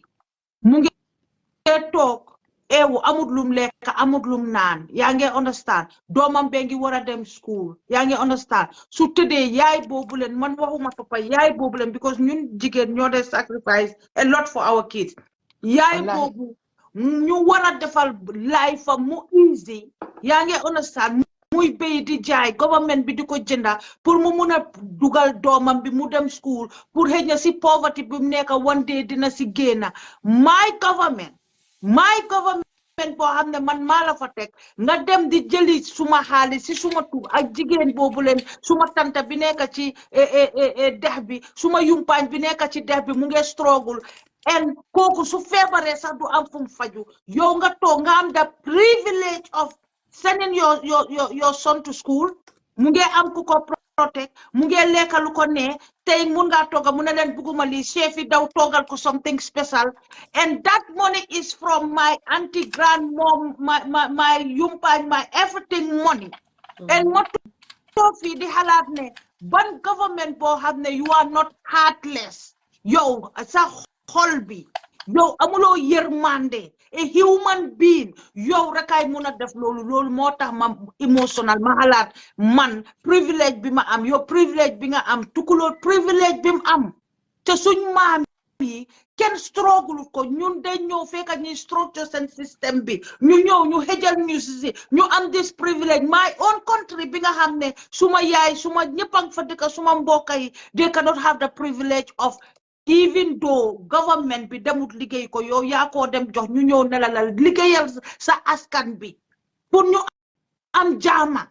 yow ngay dem to di gaaruwaale di names that is only what you do but guess what Baro ak sa client yi ak sa gangster people yi la protect ñun we lu leen nee ngeen wax we bring facts to the Gambian people mooy li ñoo wax ñun dañoo dem def research ñëw tegal leen ko ñëwuñ fii di leen wax wala whatsoever because of doo leen a wax ci xaalis yow Baro yaa ngi wax ne man maa def li def you do nothing in that country OIC bi sa succeeded number one so suñ xaalis bi we want an explanation from Minister of Misinformation nga ñëw nga dibong liñ wax because xam naa ne di ngeen find something because classroom yooyu ñëw nga dibon ko jël nga ko rafetal ko like jël ko nga raab ko def ci boo teg ko pour people but that project is not even the government project is someone koo xam ne free ville la ñi nga xam ne dañoo dimbale dëkk yi fii ñuy dem Gambia si yeneen dëkk yi di fa build schools ak yooyu whatsoever loolu la sa président bi jël di wax ne every week dafa build schools te loolu is charity organisation bu nekk xolaan ñooy build loolu te lii gàcce la as a minister of misinformation yow nga ñëw di defend loolu pour nga def ko boo jël ko teg ko di bugg a manipulate nit ñi gis nga gaslight moo fi jeex gaslight Gambian people ñun du ñëw xuloo ya yéen we come and put facts and enlighten the Gambian people te suñ paree juka dina natal everything ñu dugal ko si Barrow must go page bi ngeen dem riidal ko seen boppa we have no time to debate we are dealing with facts te lii mooy bon mooy soxor a government boo xam ne yow 2017 is more than billions of dollars waxatuñ million billions of dollars moo dugg ci dëkk boobu leen pour rek comme li ko juka waxee ndi ko ñun wax nañ Singapore wala Dubai wala whatsoever so is it the right people to work ci dëkk boobu leen ñu ñëw sampa def li ñoo def infrastructure bi ñu change everything ñu tegal ñu ko ci yoon man mi sax ma buub sumay dobos ne Denis déggoo nañ maa ngaa ñibbi suma dëkka for real su dee damaa ñëw di jaay sax teg si suma bunti kër gi sax di jaay dinaa jaay because dinaa xam ne suma government bi liggéeyal na ma waaye one sided government boo xam ne ñi nekk ci government bi ñëpp a tekki te xaalis bi ngeen lekka billaay moo tax ngeen a dee yi xaaraan bu ñaaw dee bu bon ngeen a dee because universe be Kamalan. It cannot talk mujis yen the way you treating your own people. Send own people yen gena teda. Ñuy suffer suñ yaay di suffer suñ sisters di suffer suñ aunties di suffer. Who heartless right? Moy def li moo tax ma emotional because it's not about President Barrow and I feel so sad ne ñun tamit amun bañ lok ci president. Yalla isil ñu kii koo xam ne defante kat la di dóor dina you have no ideas danga jékki-jékki ñu taalal la mic rek nga wax but you never spoke about this money never kenn musu koo dégga even was on Gambia sax man foguma ne yéen Gambian si xam ngeen xaalis bi dee duga Gambia every month every 2 months you guys don't foguma xam ngeen ko anyway andi tuguloo duga si very profound te gis nga nag hadi ndeysaan fii laa xamee ne tey mer nga because usually di nga nekk di wax yu ñoo reeloo waaye tey moom ñëwuloo pour ree so that shows the importance of this whole topic so fi ñoo ñëw léegi nag mooy mbaadi man nikolu ate World Bank kilingo ñun yokoro mindi Gambia ma sekondala atambitale World Bank murunta kote ke kodinani njango mbina wala la kuwa fola wala muko World Bank ye America dolaro tan woro $60 million ye wodi Gambia la minla wole muko puru jawola karola ikafu mi for sustainable growth and climate resilience womu muneti wole muko ntolbe ajele nin sanjo keta Gambia ndenga ajele nin sanjo keta Gambia sakanji kombo tubabu bankola sanji ba na kete doron kordal be fa tep ni emira wala wo fa man senea kat woji mi alon ka woji ka bonna kamol la kono aka bonna gotal kono mini alon ko tonko susulal bije mole sasa jata kendia tum ikaje fangot tumbol tara mol balo kono ika fo mi ko comme nyim fenko nyin bacteria se dum mol balo kono ay ke balo kono tumbot wobe mi kuolti mini alon ko isito le ko okay Gambia water science nyin ko dot yalla pour wo ko sifa la kola so ntole mbe min fokan wala muko wo ko do fongo isitale ko teke kayirollo jawara jamano defama ikafala kunun sea forest fama be dum forestry Dr. Malandi jayte na be moy kan ase kenon ser dotire Gambia government wo wato nyin ko do min World Bank ya di Gambia la ni adi jawara la masakunda la kamneke forestry department ikay nyingirindi ngol lesang a jurumo mankana si yiro ikafumi moringa sign yaja nata ko moringa fango mo borolti ani yiri jama isita nyimbolon kono ye nyirol be loje papere de so morso to mini alon ko wala ka wo yiro fanan ka jiyo ka kan puri yiro nyi balu sai ka jelo ko wo yiro kamne ke ni e dulato mi alon ko yiri jama so to ke e ka ji jama so to le papere de fanan kom gambia la ikafumi drainage system BBB ni akorosi Gambia bi gawara wato wo gotal min bebi je ikajele ko arjumo bodofel sina banjur kono ise fenko keje ise boro kenyi wo gotal be kono susulani min bebe o jiko na befa ise fata ise gota nyin sene ande fanan pour jio eta so womu drainage system leti mini alon ko isa keno Gambia karo bedato mi alon ko wo jio mi alon ko wole kana wo sanji jio min kallo asa tadla so to isa je wo jio to lola ni woji lota kabine ke koda doli bije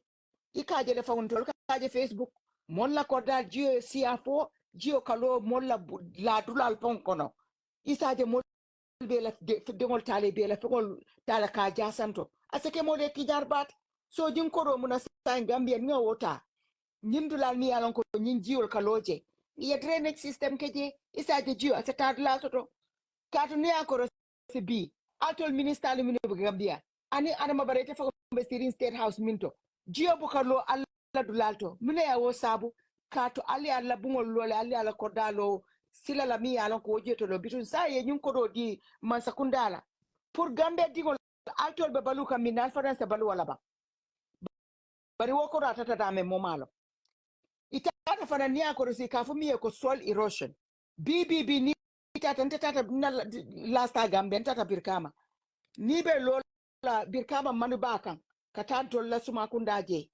almam kundan tol be dame moto fogo moto manjino wo silo kan katu sanjo e wo silo bele domo so sa nyin ko dal sa tale no ali gotal ke silo no ma mi yalon ko jio so bori bari sang ate silo domo la bibi dula jamal to dite dunta moto kono moto kati nyamunela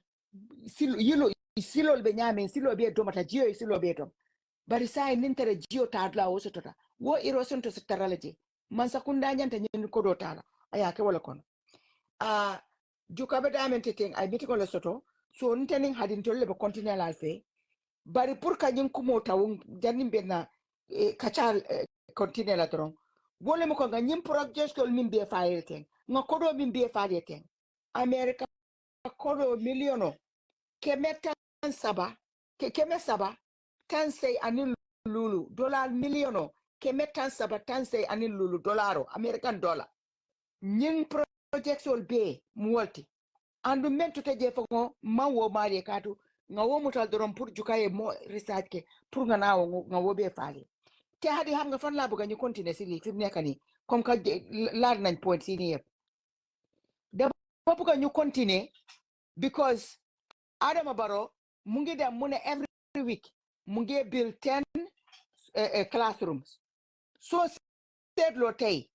Holland Foundation bi ñi nga xam ne MRC Holland Foundation ñoom ñoo nekk di build those classrooms not Adama Barrow jigéen ji nga xam ne moom moo nekk si gannaaw this foundation mu ngi tudda Henrietta Sonko jëkkëri Gambian la am so imagine al hadi Henrietta mu ngi dégg naa ñu ne Gambia University sax scholarship yu bari xale yi di ko fa nekk moom moo leen des sponsor so hadi ñun su fekkee ne am nañ lii yëpp koo xam ne benn nit moo mun a def lii waaye EU European Union ak World Bank ñu ngi jox Gambia a lot of money towards education waaye Gambia nangu ñoo def loolu xaalis boobu towards education they are putting in towards lu leen neex nguuri di dema neex mooy Gambia hadi continent ma one leen dara because we work with proof this nga xale yi did you guys see kër waaka dañ need classroom gis nga ñi si suuf si lañ toog suuf di jànga are you guys seeing it so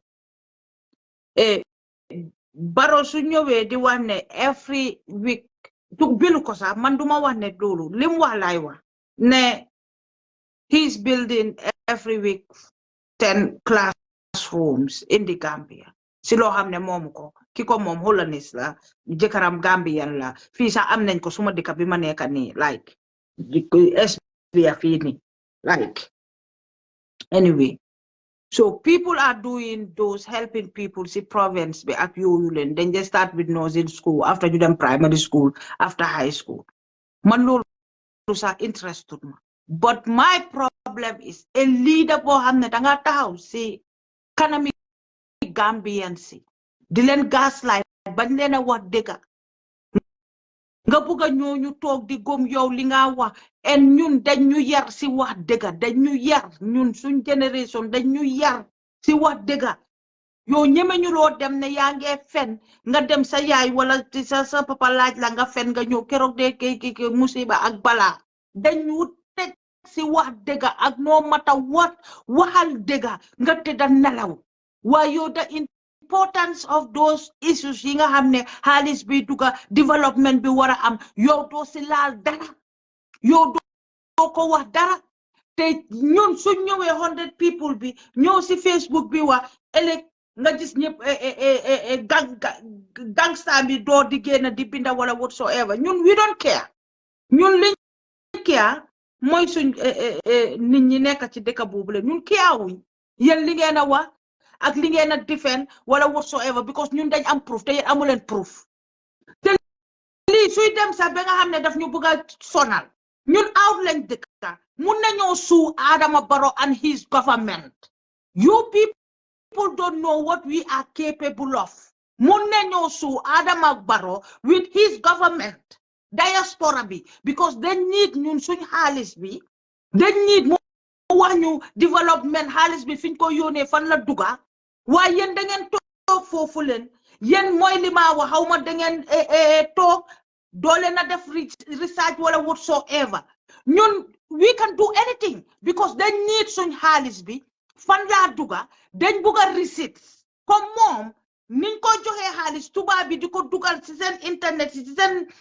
website si ñu ñoo woon ñaata moo fa duga ñun tamit receipts yooyu lañ bugga moo gën ngeen ñëw di gaslight nit ñi foog ne nit ñi ñëpp a dof we are not crazy or mad ñun dofuñ we do research loo leen isi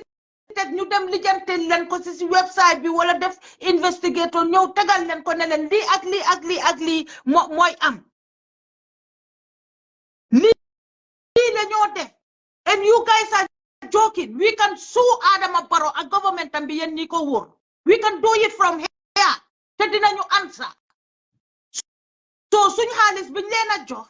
ngeen jël ko di ko lekka wala whatsoever ñun dañ bugga ngeen wax ñu fan la suñ xaalis boobu leen dee dugga in the name of Gambians in the name of my mother in the name of my brother my sister my auntie anybody boo xam ne Gambian nga suma mbokka la in the name of all those Gambian yi nga xam ne yéen a ngee dem pharmacy school girls yi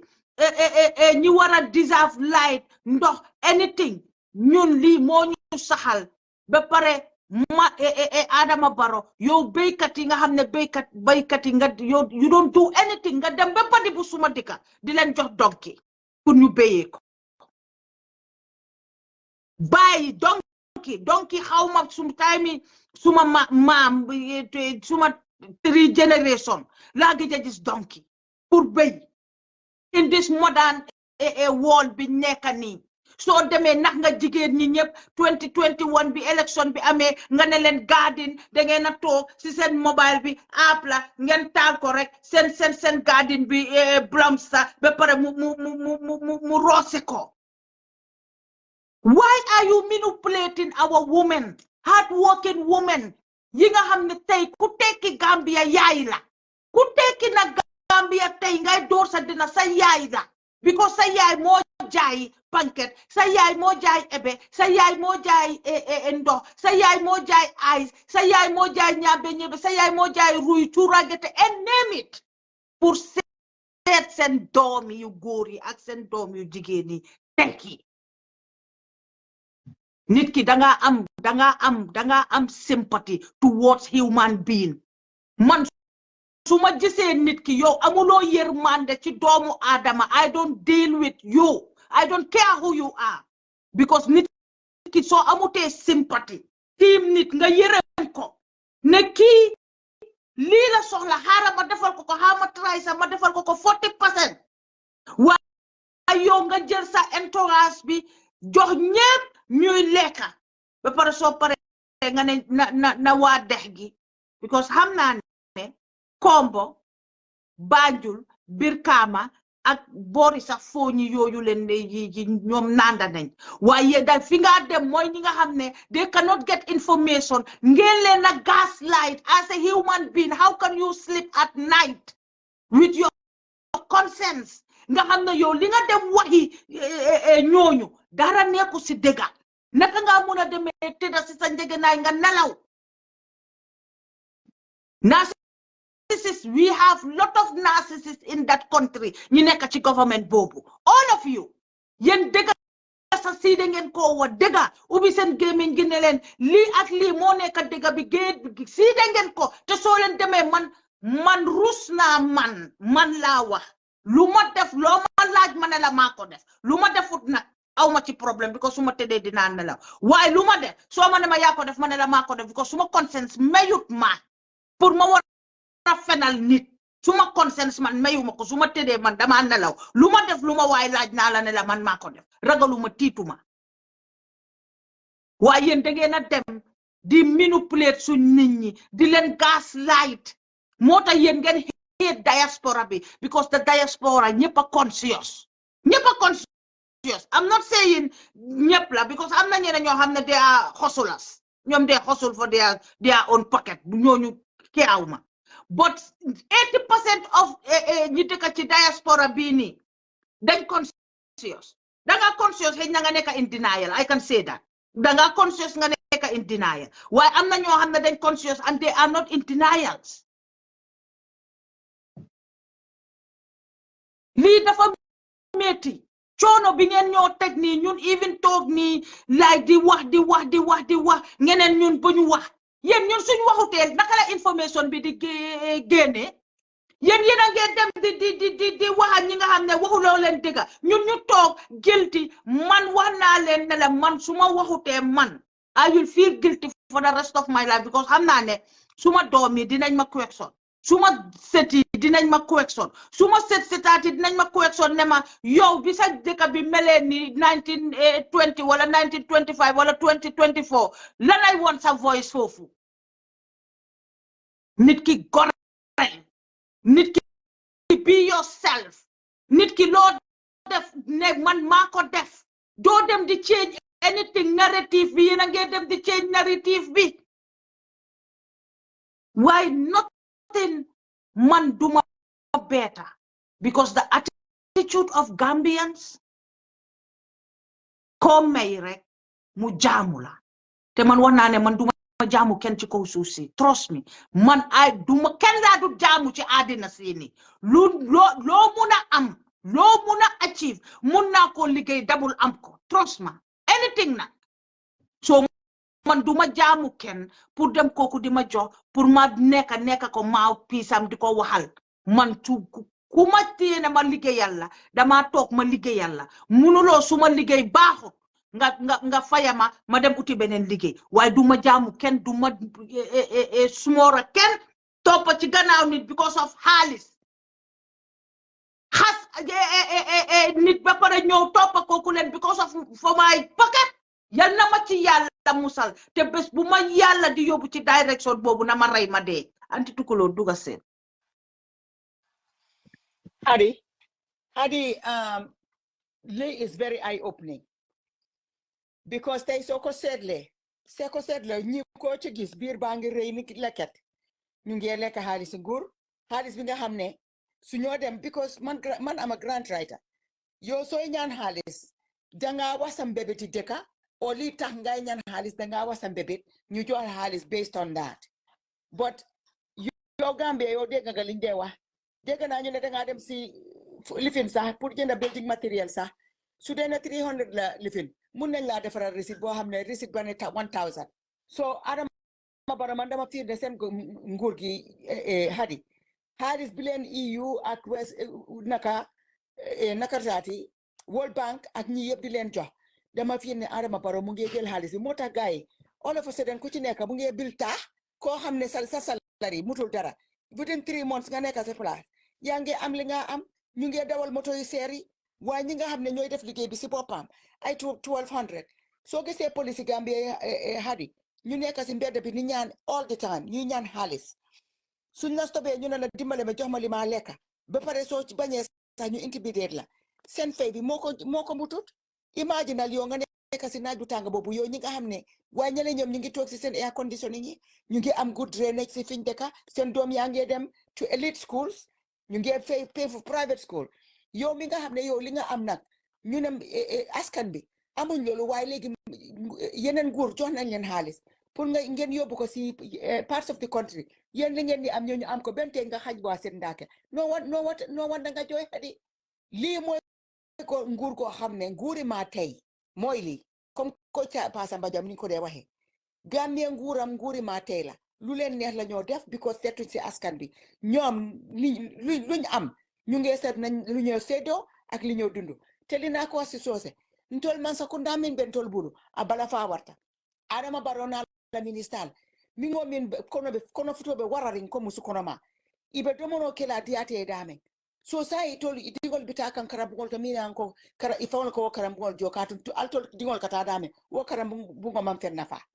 so sai nyimma sakunda bantan kol wolnate bala fata altol miskinol iko okay bawo altol karandula kendol tebulu domor dula fango kendo tebul nse nanga nyin ko do dialla bari araba barola nyin man sakunda se nyin ko do tayda mal se tie nyin ko do domo ita dilalla ita dilalla so sain tol natale bi kanyin ko mbe fat senandal tole ka tandel la ko mbe damen to sain gambianol laftale ari alon ko adama barako ko do min dani altola nyin ko di jurumol be kanal alfan alsal hakilo tije ali alon nyin ko do kata dami jereje buga ek mun na ek hadi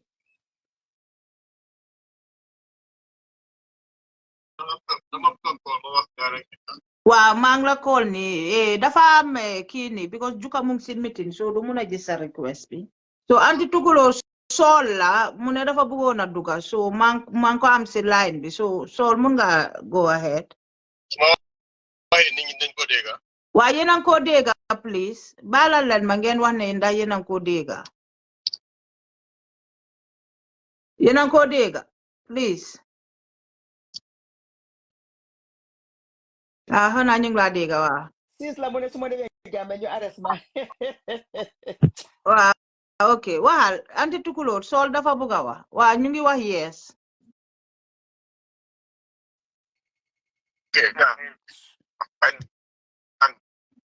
sol sa net bi mu ngi nekk di mane sa net bi mu ngi trip de play out wow why su fekkee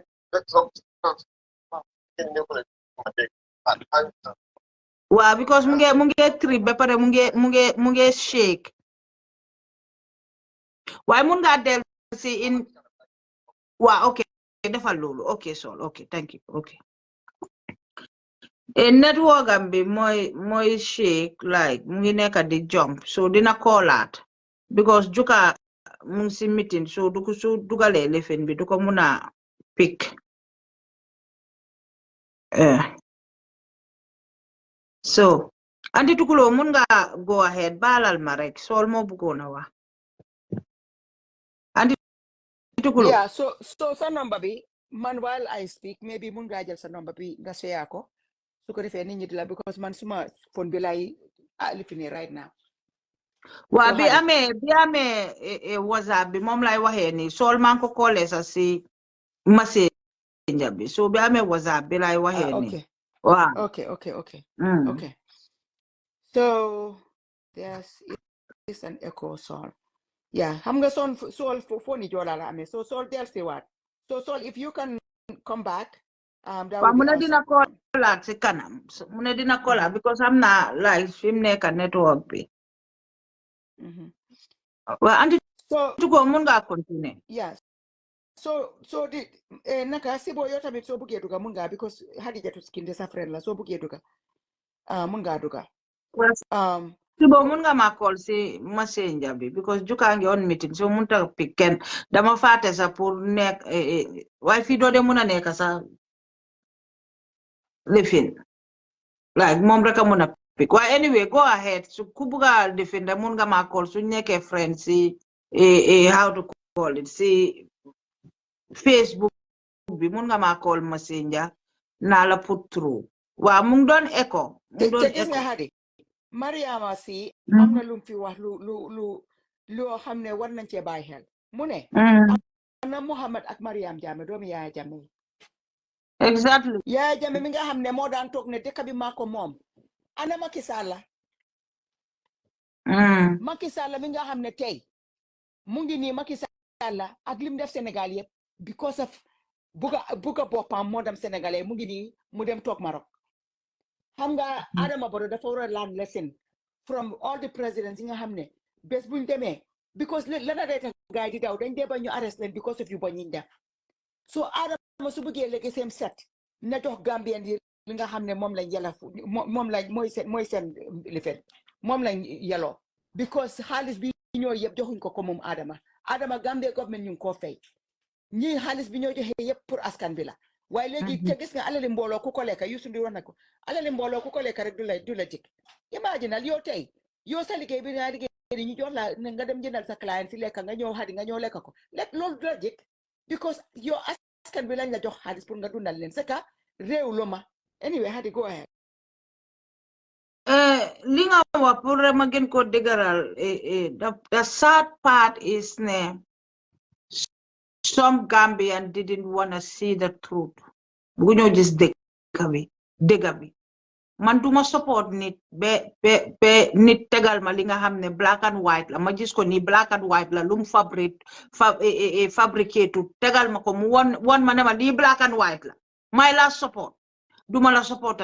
and the problem is man mota awma party anti tukulo so gisee ma stay neutral dëgg la maa ngi doon support Essa Faal 2021 yeah I did mota ma dem to an other direction sa buguma support kenn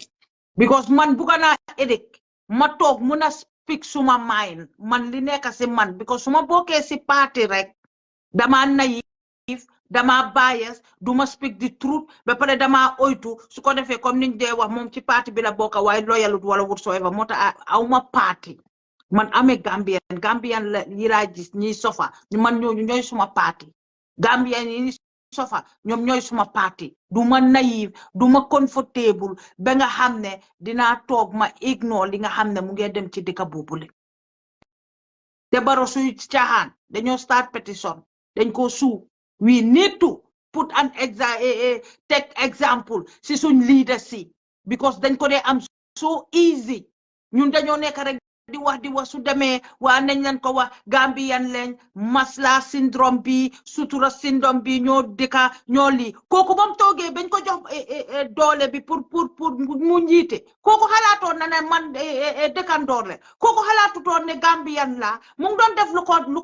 lu ko neex related the western mu move faale wuñ dëkkandoor faale wuñ yaaya faale wuñ papa faale wuñ doom because ñoom gisuñ dara seen askan bi lañ gis seen askan bi lañ gis waaye Gambia soo waxee hay yaayam suma dëkkandoor la woon di nijaayam suma yumpaañ ak suñ binaani kër gi seen baajen yee bokka ndeya baay for what reason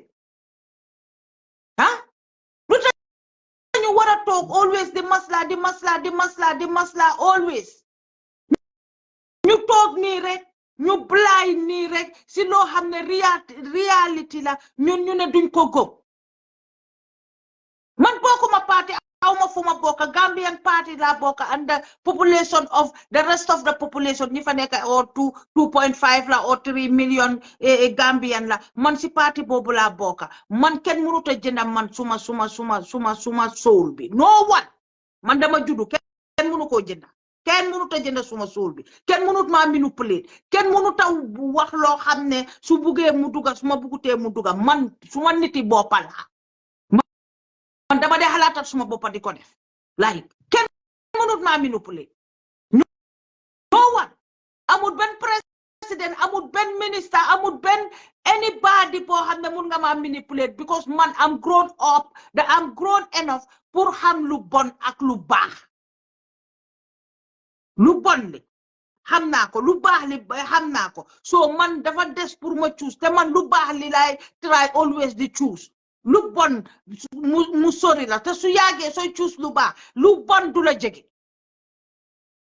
kenn perfectut na kenn perfectu fi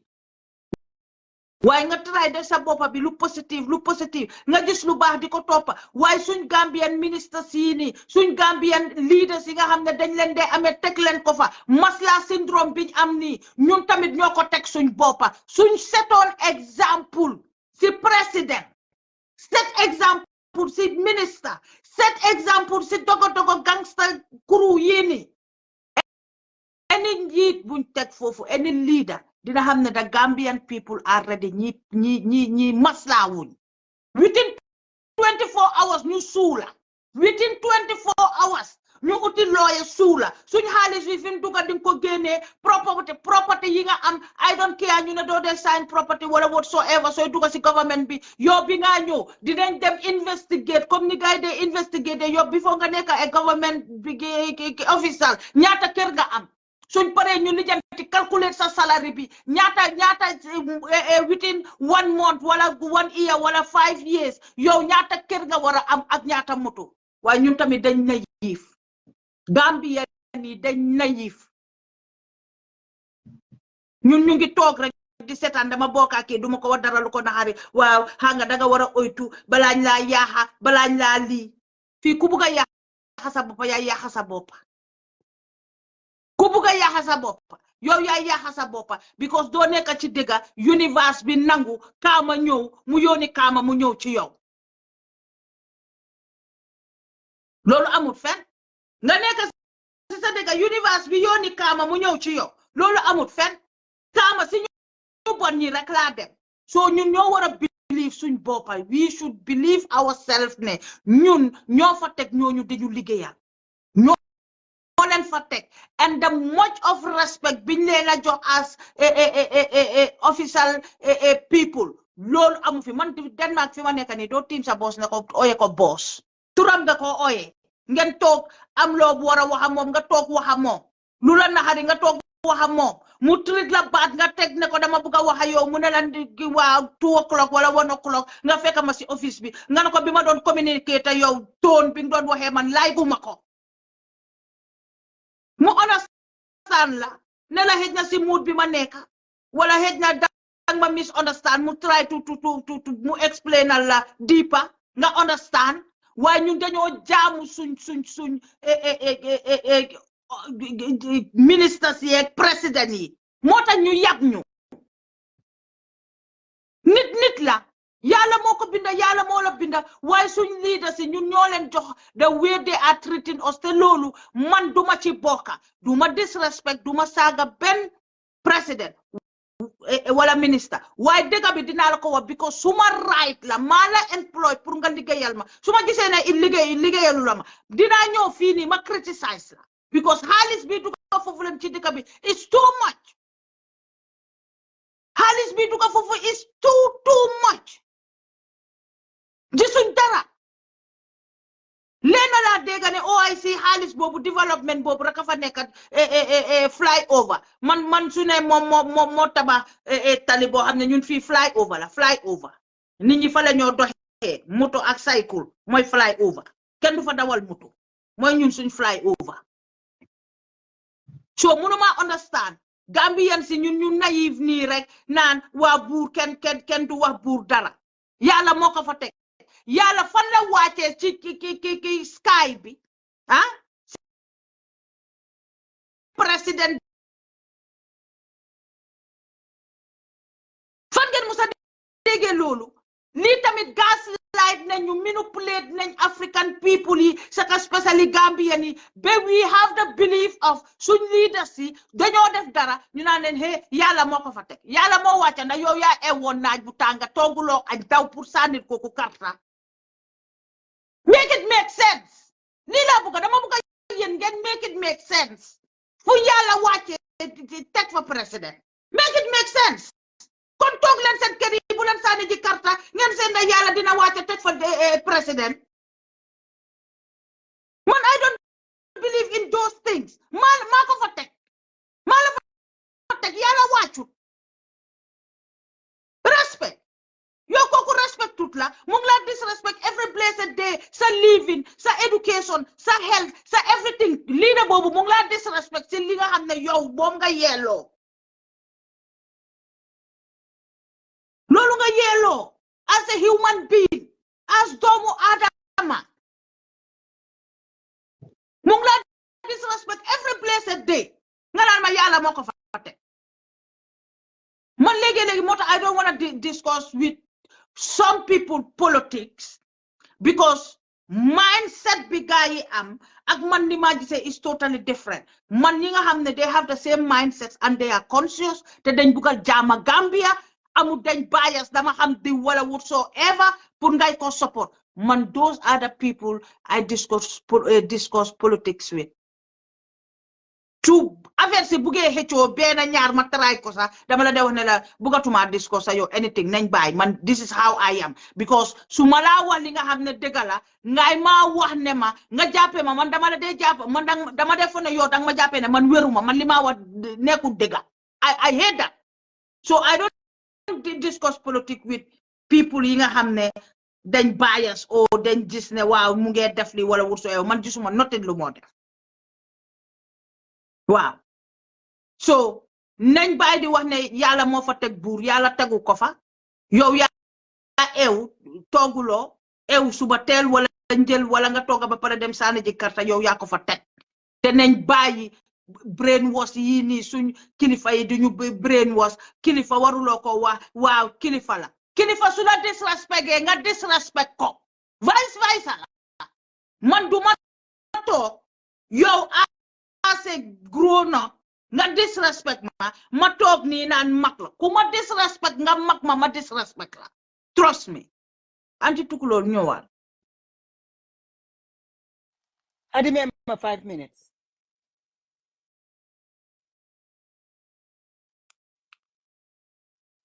No, more for you.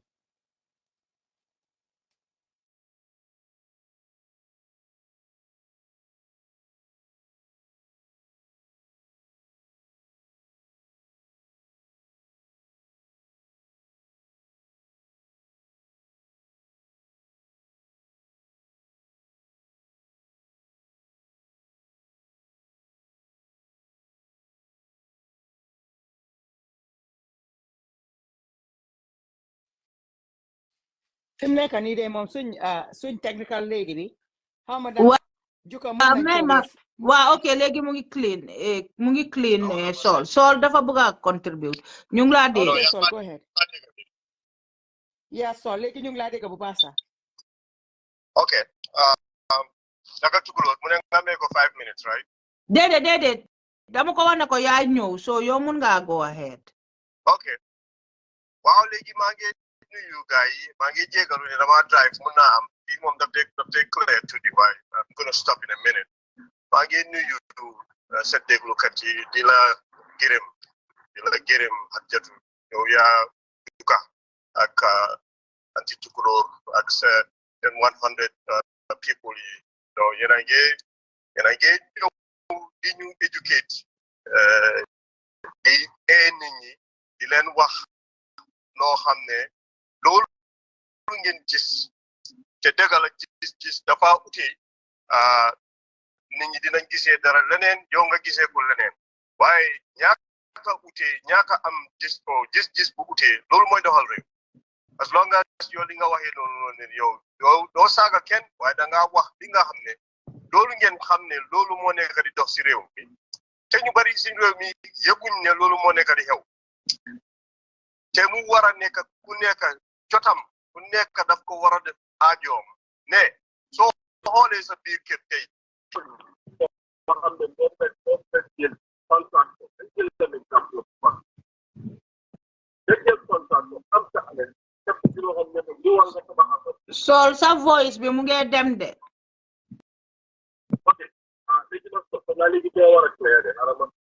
waaw mu ngi nekk di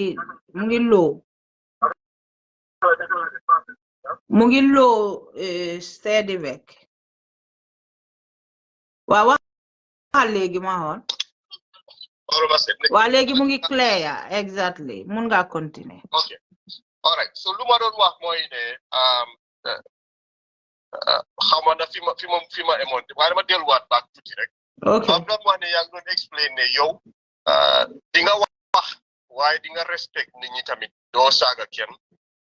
And then you talked about the fact that they buguloo bokk spin politics because da nga bañ nit ñi foog ne da nga bias towards a political party. Te loolu nag méngoo na ak nit ñi nga xam ne ñoom ñoo dee def journalism. Even though sometimes they feel ne kii de mun naa am su voté te dina votal du sangam waaye su ñëwee si plateforme bi di wax rek dafa wax in an unbiased way su ko defee ni nga xam ne ñoo ko déglu ñoom ñu mun koo faram-fàccee based on the information bu mu leen a jox waaye buñ wax ñu jël boobu mu wax ñu jël moom lu moo wax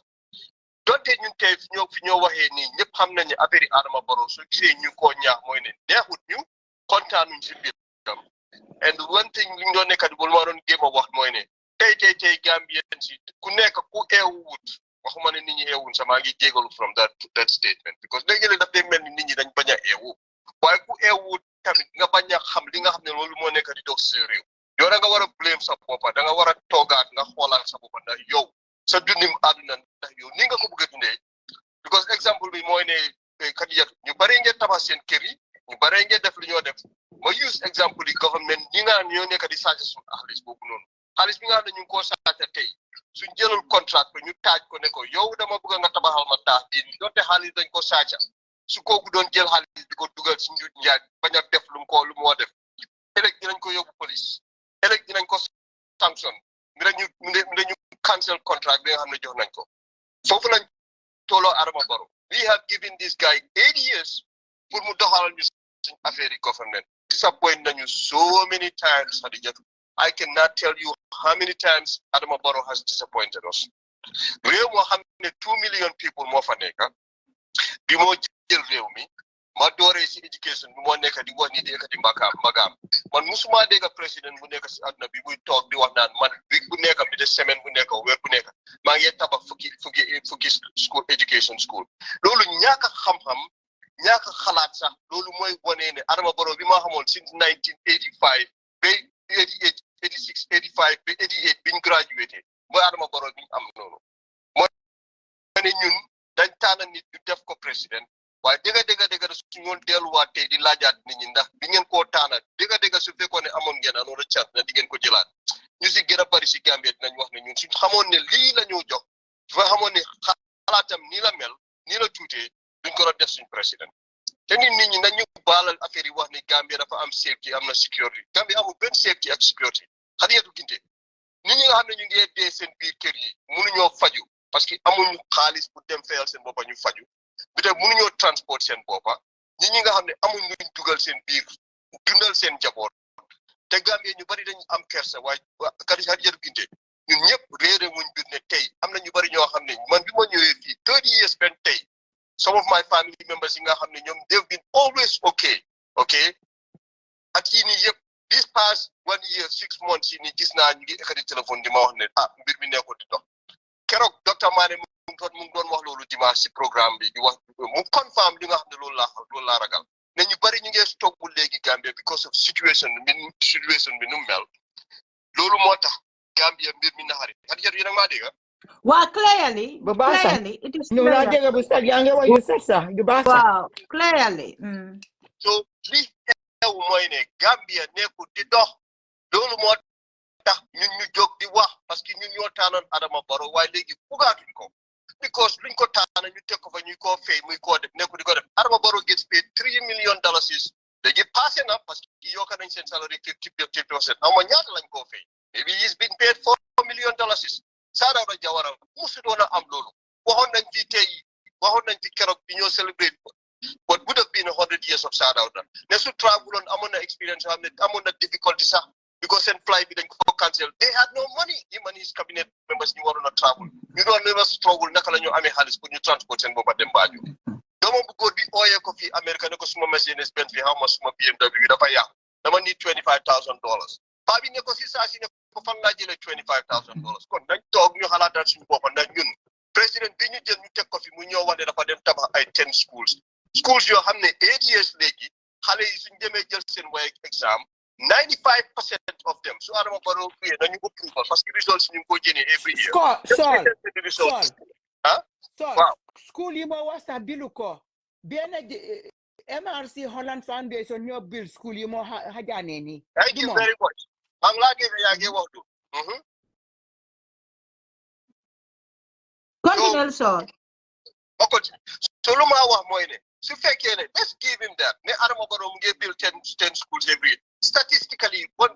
information moo ko jox ne ko su bilee fii 10 schools yi nii dina am students yu dugg si schools boobu mooy ne dafa jël alali réew mi sa di ko yàq ko yow laata ngaa build school da nga war a xam ñaata xale ñoo nekk in a certain district ñaata xale ñoo nekk in a certain village ñaata xale ñoo nekk in a certain town su ko defee soo bilee school boobu noonu xale yi ñëw jàngee foofu noonu waaye yow yaa ngi wane ay pictures yoo xam ne xale yaa ngi noonu toog how many pictures have we seen xale yaa ngi toog si ron banqaas ngi toog si ron naaj di toog si suuf ñu ne dañ leen a jàngal te moom mu óor ko ne xale yii in the next 25-30 years these are going to be the people ñoo xam ne ñoom la ñoo jox réew mi ñu doxal ko Adama Barrow is older than me by 1 year Adama Barrow is 58 going on 59 he's 59 now foog naa so Adama Barrow in the next 10-15 years ndax mun naa jóg mu dem liggéey dina mun a tabax yoon Adama Barrow dina mun a tabax school dina mun a defar infrastructure moom moo Sidi Ndiaye mu police moo mënoon a nekk foofu noonu ñooñu dinañ mun a in 20 years dinañ mun a defar réew mun nañoo defar réew dañoo retire ci ma dee nekk di wax lu mu xam ma dee xalaat ne Adama Barrow amut yàlla buy xalaat mooy tukulóor lu mu jógee wax ni Macky Sall keroog dama gis picture mu ngi doxantu si street si in Morocco nit ñi di ko woo di wanaan suma yaram dafa daw ma xalaat nit koo xam ne man dama ko respectoon trop sax amoon yaakaar lool si moom mu defar réewam dafa njuuj njaaj saaja xaalis mu dem toog Morocco ne foofu laa nekk ma benn problème pour président jógee réewam dem toog beneen country in Africa we're all the same ñun tubaab yi ñoo ñu jaxase rek waaye dëggaa ne yàlla Xadijatu tukulóor ak juka njabooti Macky Sall ndax ñooñu su leen laajoon tey ndax Sénégal ñu nekk fa retire ñu enjoy seen boppa comme kii nii naka tudd Abdou Diouf ak